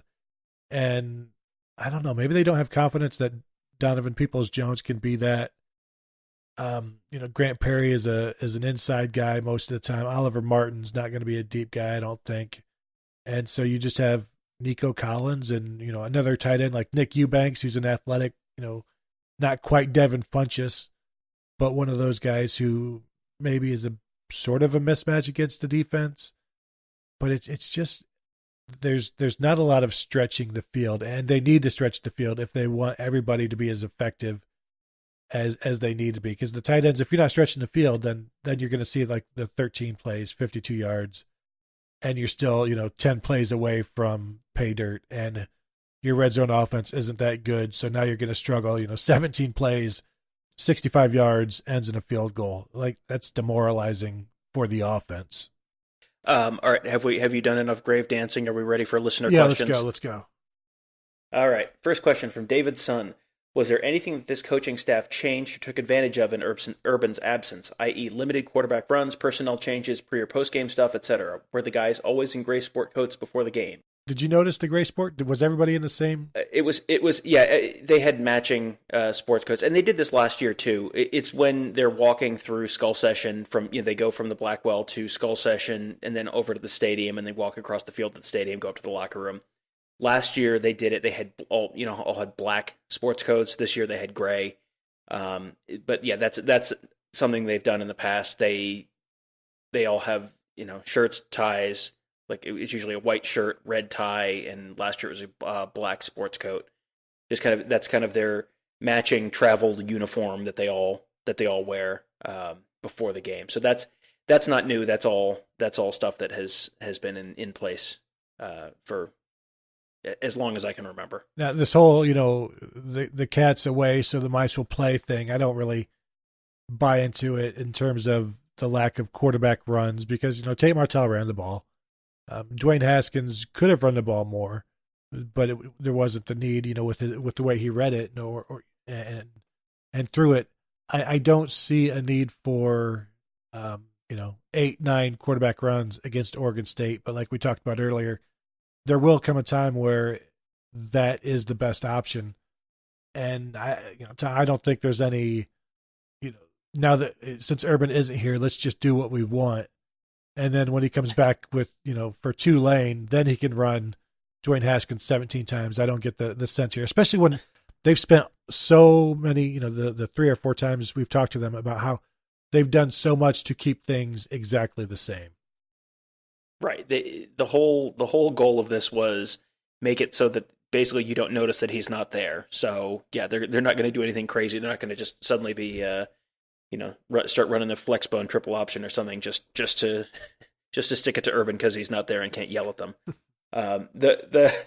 The one thing that I noticed on Saturday that was kind of weird, this is not an Urban Meyer thing, this was just kind of an interesting thing that I noticed that I didn't mention earlier, was the rotation at defensive line was so much deeper and happened so much earlier than the rotation at linebacker, the rotation in the defensive backfield. It was like they were on their 4th different line of defensive linemen, right at the end of the first half or early in the second half, and the linebackers were still basically like the same 4 linebackers had played most of the game. And that's and the player personnel decisions and rotations are based on individual position coaches. So when we asked Urban Meyer last year, hey, how come J.K. Dobbins is getting all these carries and Mike Weber isn't? He said, well, that's Tony Alford's call as to who's playing when. So, that's Larry Johnson coaching in a different way from Bill Davis and in a different way from Taver Johnson.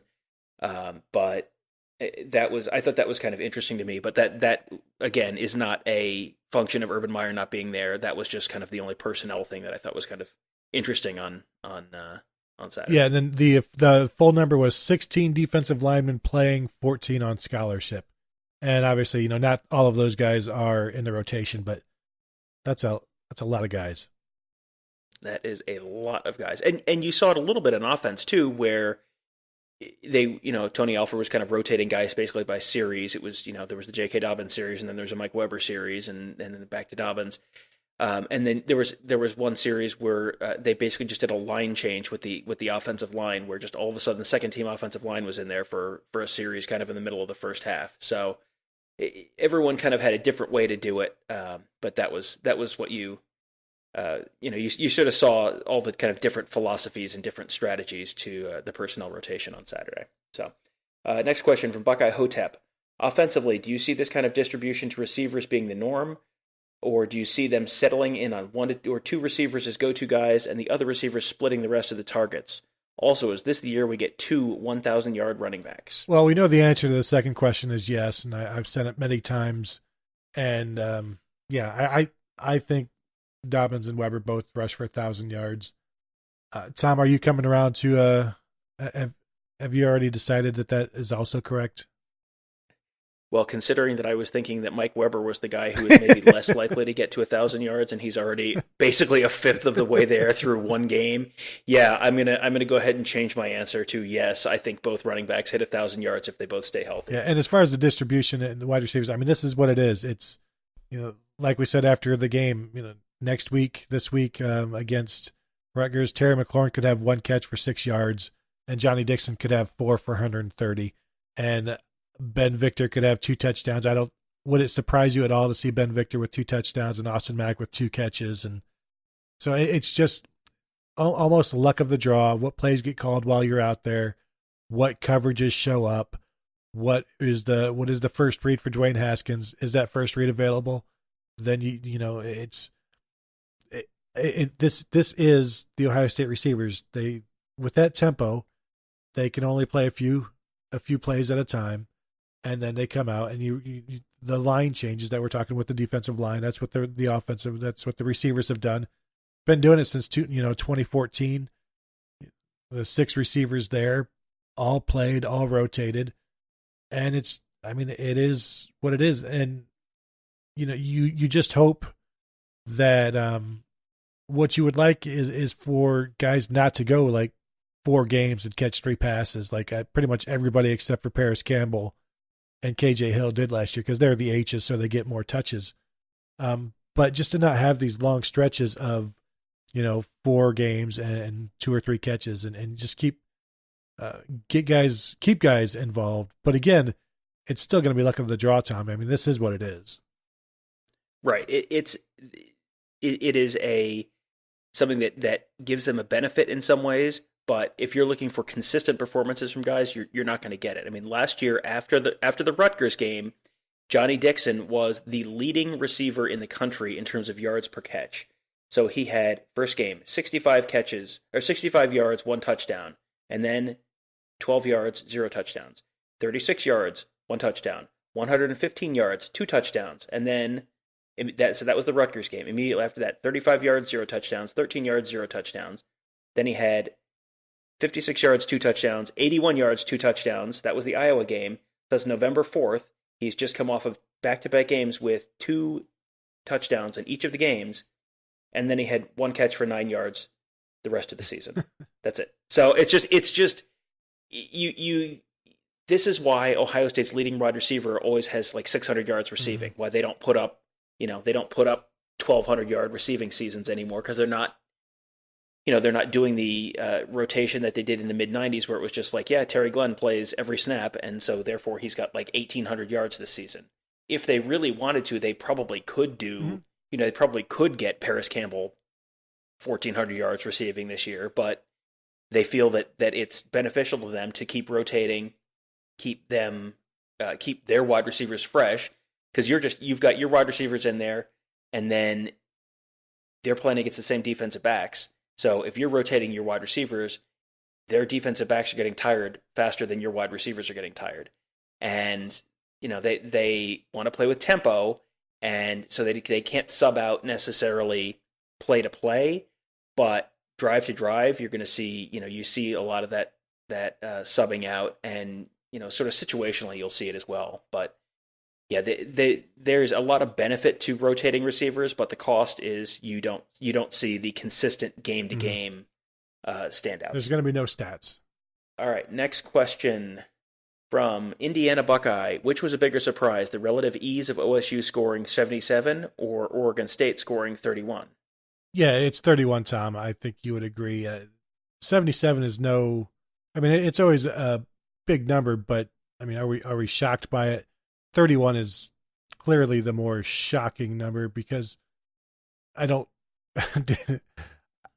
There was nobody predicting. We had people predicting in the 70s and the 60s. I don't know if we had in the 70s, but in the 60s for sure. And, I may have been the high guy with 14 for Oregon State. So the 31 by far, right? Right. I don't think there's a question about that. That Oregon State had a terrible defense last year, brought in an entirely new coaching staff. They were going to be a terrible defense again this year, and will continue to be. Giving up a bunch of 50-plus yard touchdowns to a not particularly good opponent. That's the thing that I think should be everyone's takeaway from the game. That was much more surprising than just making it rain on a bad defense. Next one from Stewart_E4USVE. Well, with how well Malcolm Pridgeon performed, what does Ohio State do with Brandon Bowen when he's healthy? I saw Brandon Bowen walking in off the practice field today. He was fully dressed. I don't know how much practice he was doing, or if he was working in the sand pit and riding the bike. But that's Malcolm Pridgeon's job. He won it. And Bowen worked mostly at tackle from what we saw while he was still healthy. So I don't think his return does anything other than helps the depth. Malcolm Pridgeon was one of the 3 guys that they brought up after the game to recognize. And I think Ryan Day said today, not just because of how well he played, but because of how hard he had worked during fall camp and in the spring, and just how much work he had put in to win that spot, and they wanted to recognize his effort for that as well. So, yeah, I don't see anything happening there. Right. If the offensive line is playing well together, and I mean they're 1-for-1, and we'll see how they look against a better defensive line in Rutgers, and then a much better defensive line in TCU in a couple weeks. But so far so good for that unit. So I don't think they're gonna swap someone out in the middle of the season if the performance is still pretty good. I mean, Bowen only lost his job last year because he broke his leg. That's the only reason Demetrius Knox jumped him on the depth chart. So, if someone gets hurt, then Bowen may jump back in, whether that's at guard or tackle. But yeah, he's we don't know. We don't know exactly what the deal with him is, because he was practicing a little bit last month when we saw, and then was not dressed for the game on Saturday. And I think someone just kind of said setback, which is very real vague and can mean any of a number of things. So is he going to be dressed and ready to play this week? Is he not ready to play until mid to late October? We don't know. So that all will determine how likely it is that he gets on the field again this year too. If he's not ready to play again until mid-October, then maybe you do have Wyatt Davis is ahead of him at that point at guard, and then if a guard gets hurt, then Wyatt Davis is the guy in there. We don't know yet. So yeah, we'll see with Brendan Bowen. He is a very useful player to have on the team if he's healthy, because he made that jump from he played guard, he played tackle last year. That's a very useful player to have on your team, and hopefully he's healthy and they can get him back out there at some point. Next one from Plessinger 3 says, "Love the podcast." Well, that's I put that in there. Says terrible thing. No, it says terrible things about your taste, but we appreciate it. Number one, is this the earliest that a Michigan player has lost the September Heisman? I was just looking back, and other than Nick Sheridan in 2008, who was not really a candidate, because he was splitting time with Stephen Threet. But yeah, I mean, I was completely. I thought Shea Patterson would be one of the front runners, and now it's like they're not even going to send out mailers to voters at this point. They're not even going to, they'll just save their money, I guess, and put it towards trying to find the next transfer quarterback and send out mailers to quarterbacks instead of voters now. But yeah, Tom, can you remember an earlier, you look back to like 2014 when they lost early, there really weren't, was that Devin Gardner back then? I mean, he wasn't a candidate. Tate Forcier was, it was only, Denard Robinson had a good run. But yeah, this one was over quick. Yeah, they lost the season opener to Utah in 2015. That was Harbaugh's first game. So, I mean, he was getting talked up for everything from, Miss America to Coach of the Year to, I mean, so sure. I mean, he was probably in the Heisman candidacy somewhere at that point. So that was the most recent one where they kind of, the old Family Guy thing about the Mets where it's opening day and here's the first pitch and the season is over. And that was Michigan on Saturday, basically. Like, hey, here's the first pitch and the season is over. You're down 14-0, 7 minutes into the game. Everything is on fire. So, next question from him: how much does losing Maurice Hurst hurt them? Answer: a lot. Yeah, a lot. And defensive tackle did not look great on. I was expecting to see more of Mike Dwumfor, and it was a lot of Marshall and Monet on Saturday. I'd rather see. I was a little surprised for that. Give me Dwumfor and Aubrey Solomon over those two guys.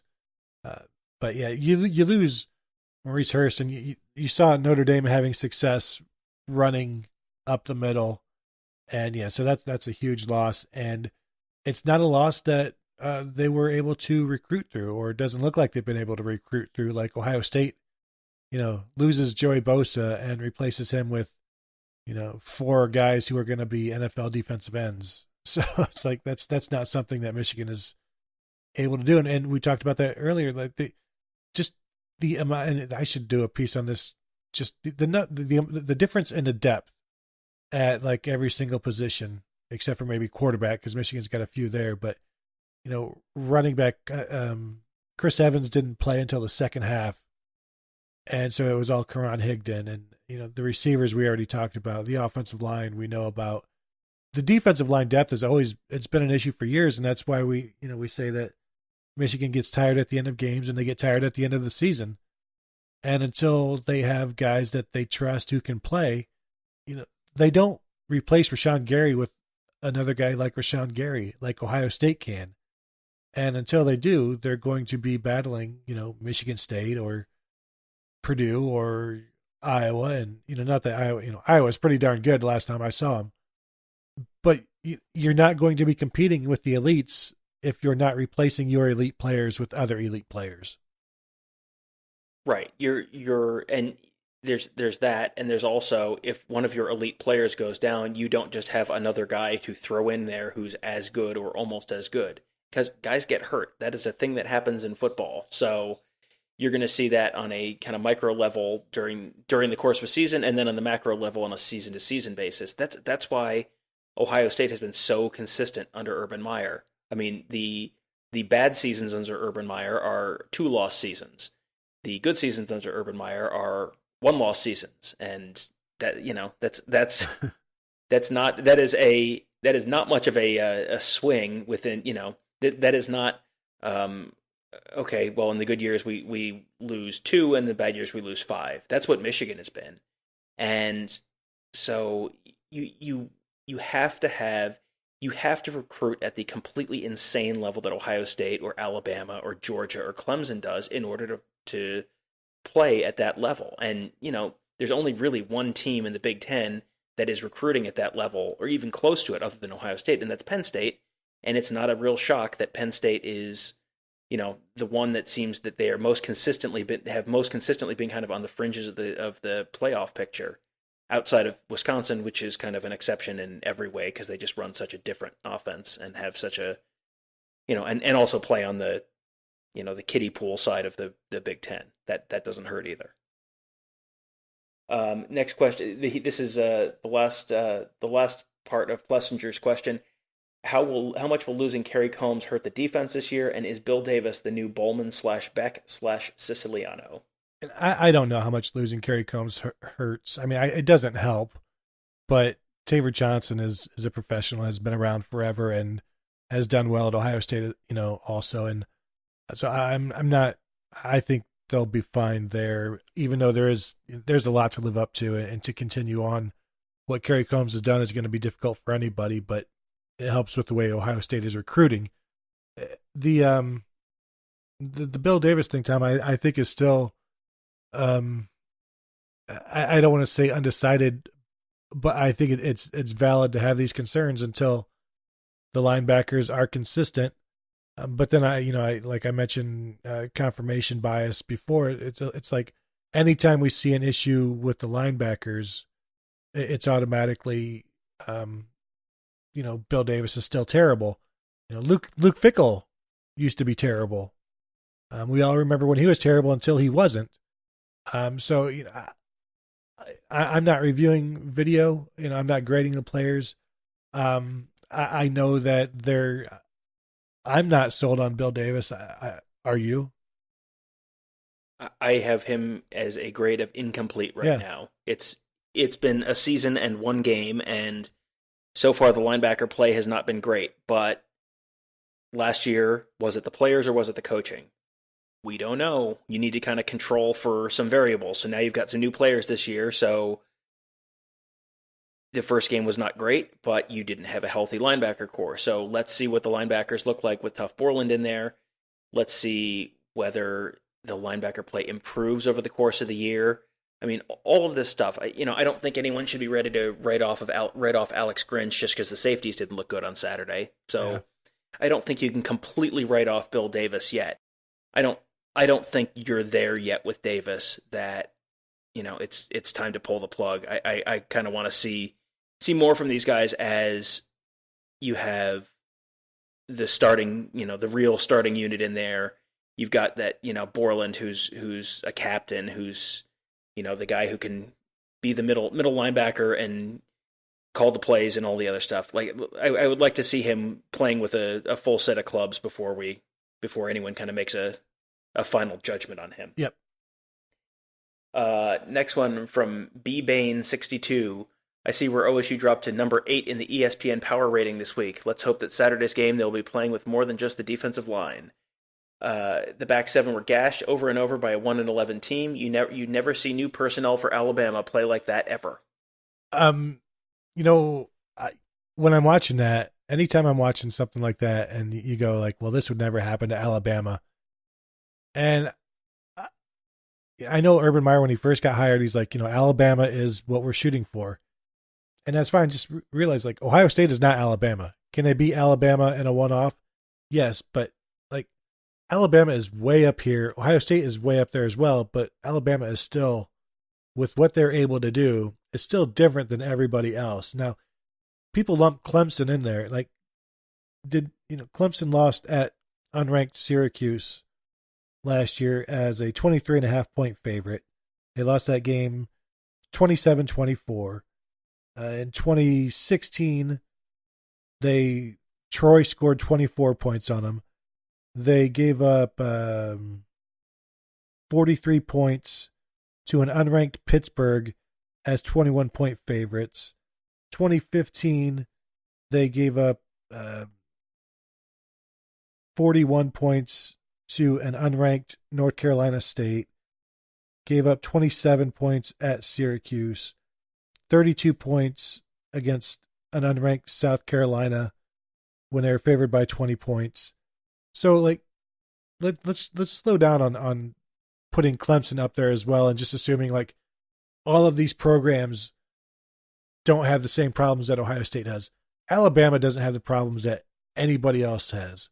So they're, give them credit because they can just bring new players in and they look like, for the most part, veterans. But also realize you watch Ohio State a lot more closely than you do any of these other teams. So when you say like that never happens at that place, you need to watch them as much as you watch Ohio State for you to be able to speak accurately about everybody else.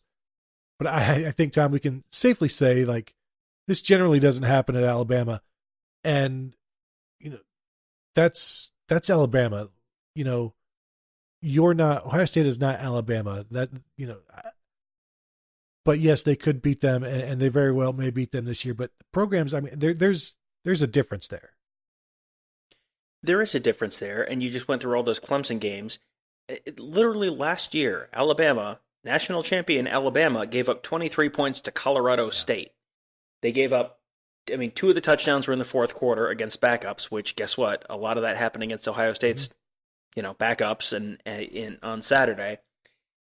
But the touchdowns, Colorado State's 3 touchdown drives in that game, 11 plays, 85 yards, 11 plays, 75 yards, 15 plays, 82 yards. That's, an 80-yard touchdown against Ohio State is almost less concerning than a 15-play, 82-yard drive against Alabama, because that just means you're getting pounded and pounded and pounded, and not just, hey, one defensive tackle had a running back wrapped up and then just let him get away, and then he was gone. Like, that's a little bit more of a fluke than 15 plays, 82 yards. So, even mighty Alabama has those games, especially when you've got your backups in. Sometimes you give up a few touchdowns. It happens.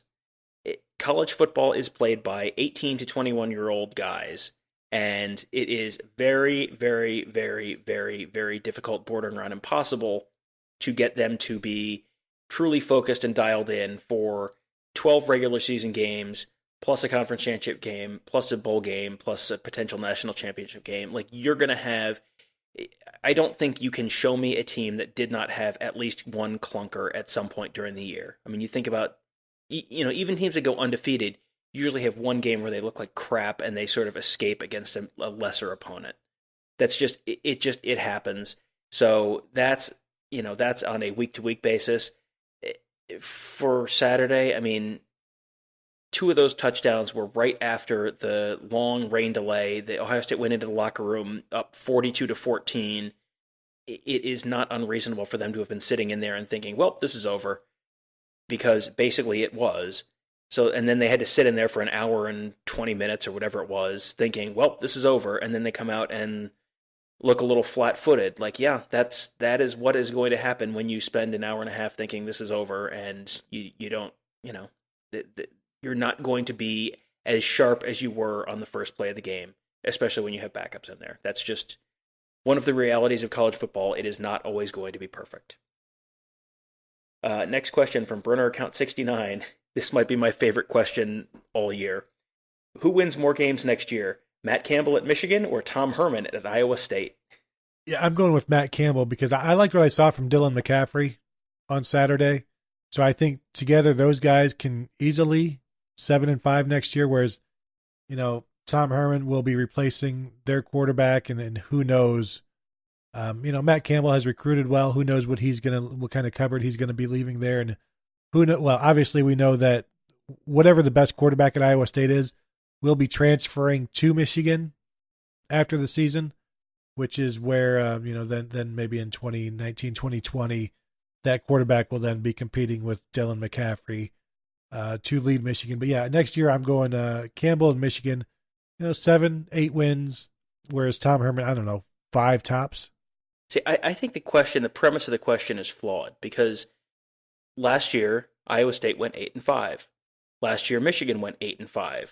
These are two programs that haven't won a conference championship in well over a decade. I'm not sure Matt Campbell's willing to leave Iowa State for a lateral move like that. I don't know that that's a jump that he would make. I think you might be looking for a better job like I don't know, West Virginia or something like that. So I think the premise of the question might be flawed. So last one from Roberts T44. How is it the linebacker position is in such disarray? 5-star Browning, 5-star Hilliard, numerous 4-stars, and they're all lost out there. Is it the talent or the coaching? Tom, Ohio State is where 5-star linebackers go to die.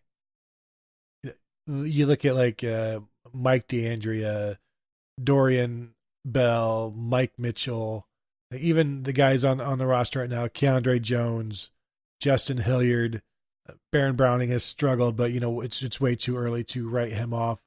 The last 5-star linebacker, Raekwon McMillan, obviously he's 2-time second team All-American. Before him, who was a very productive and solid, former 5-star guy at Ohio State. There's not a lot. You're more apt to find the James Laurinaitis, the AJ Hawk, Bobby Carpenter, all these 4-star guys like Ryan Shazier, like Joshua Perry. But in terms of why is it in such disarray?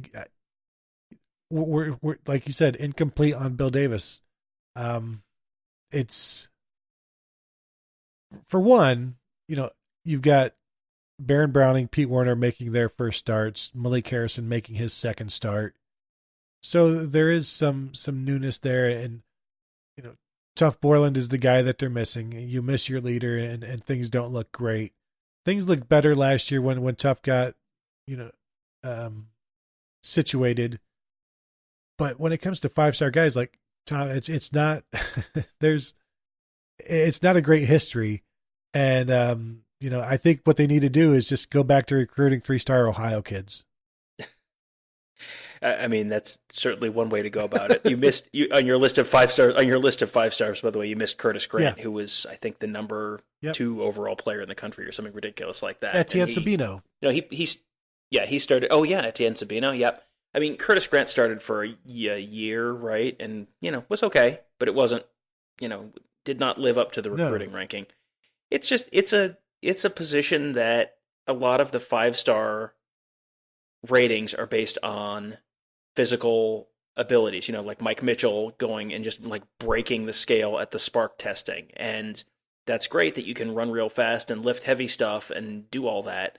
But there's a lot of knowing where to go, knowing what your responsibilities are, all the film study stuff that is an extremely important part of that doesn't necessarily always translate into, it doesn't always correspond with your spark score. So I think if you want to get excited about a linebacker recruit, I mean, there are a couple guys on the team this year that I think you could be pretty excited about. I think Taraja Mitchell, the early returns on him, murmurs out of camp have been pretty encouraging on him.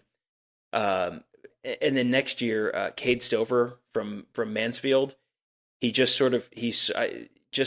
you look at his highlights, he just sort of looks like the kind of player that's going to be a pretty good linebacker at Ohio State for several years. So, yeah, and he's a 4-star, but I think you've got, it's not quite quarterback in terms of being a difficult position to evaluate, but it's not a particularly easy spot to evaluate because there is, there's a lot of that position that's, the mental part of the game, and just because you have the physical traits doesn't necessarily mean you're immediately going to be a great linebacker.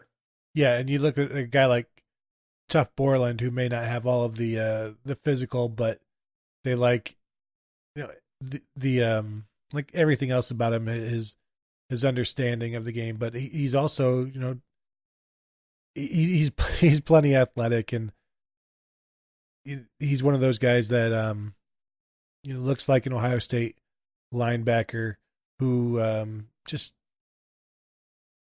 not an under the radar guy, but just a guy, like I said, like Ryan Shazier was just a guy, top 200 player, but then comes in and wows people at camp like Taraja Mitchell did with his maturity. And I think that's the other thing is the maturity level. Like that's what, aside, Raekwon McMillan came in as a 5-star guy. Everybody called him, hey, 5-star, but he was mature, and right away he was a leader.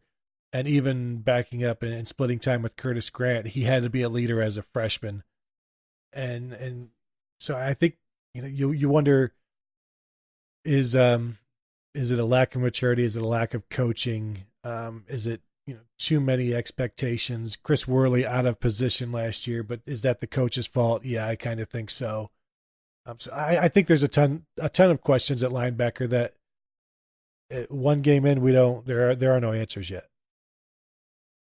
Well, and let's remember, Baron Browning is the first name in this question. Baron Browning is a true sophomore who's played one game in his true sophomore season. So it's probably, I wouldn't write him off just yet, because he's someone that last year Urban Meyer talked up as a guy who was, the leadership gene in him, and someone who was sort of setting himself up for a very solid, strong career at Ohio State. He has started one game right now, and it didn't look great, but he has at least 1 year and 13 games left in his career. So there's at least and maybe 2 years and 13 games. So there's still a lot of time for him to live up to the 5-star billing. And I would certainly say it's more likely that he will, get to that all Big Ten kind of level than not at some point. Yep, I'm with you. I think that does it for us. Tom, you got anything else? Can we wrap up? Yes, we're well north of 2 hours, so yes, I vote that we wrap up and reconvene Saturday evening after a non-rain delayed Ohio State Rutgers game. Please, no rain delay. All right. Thank you all for listening. Make sure to if you want to catch our last show from after the game, like I said, just go to theozone.net, go to the football tab, hover over that, and that'll bring up a field of, other options. The podcast will be on there. We'll be on there. There's a flyout to let you see all of the different show titles. So go ahead and check that one out if you want to as well. Check out all the other shows on the network as well. And you know what? I think that's about it. We've kept you long enough. Thank you for listening as always, and we will talk to you on Saturday. Well, she threw away the motel key. I wish it never meant nothing to me. Say you will, now say you will. Oh yeah. Say you will, now say you will. If you tell me that tomorrow's alright, we can would steal a car and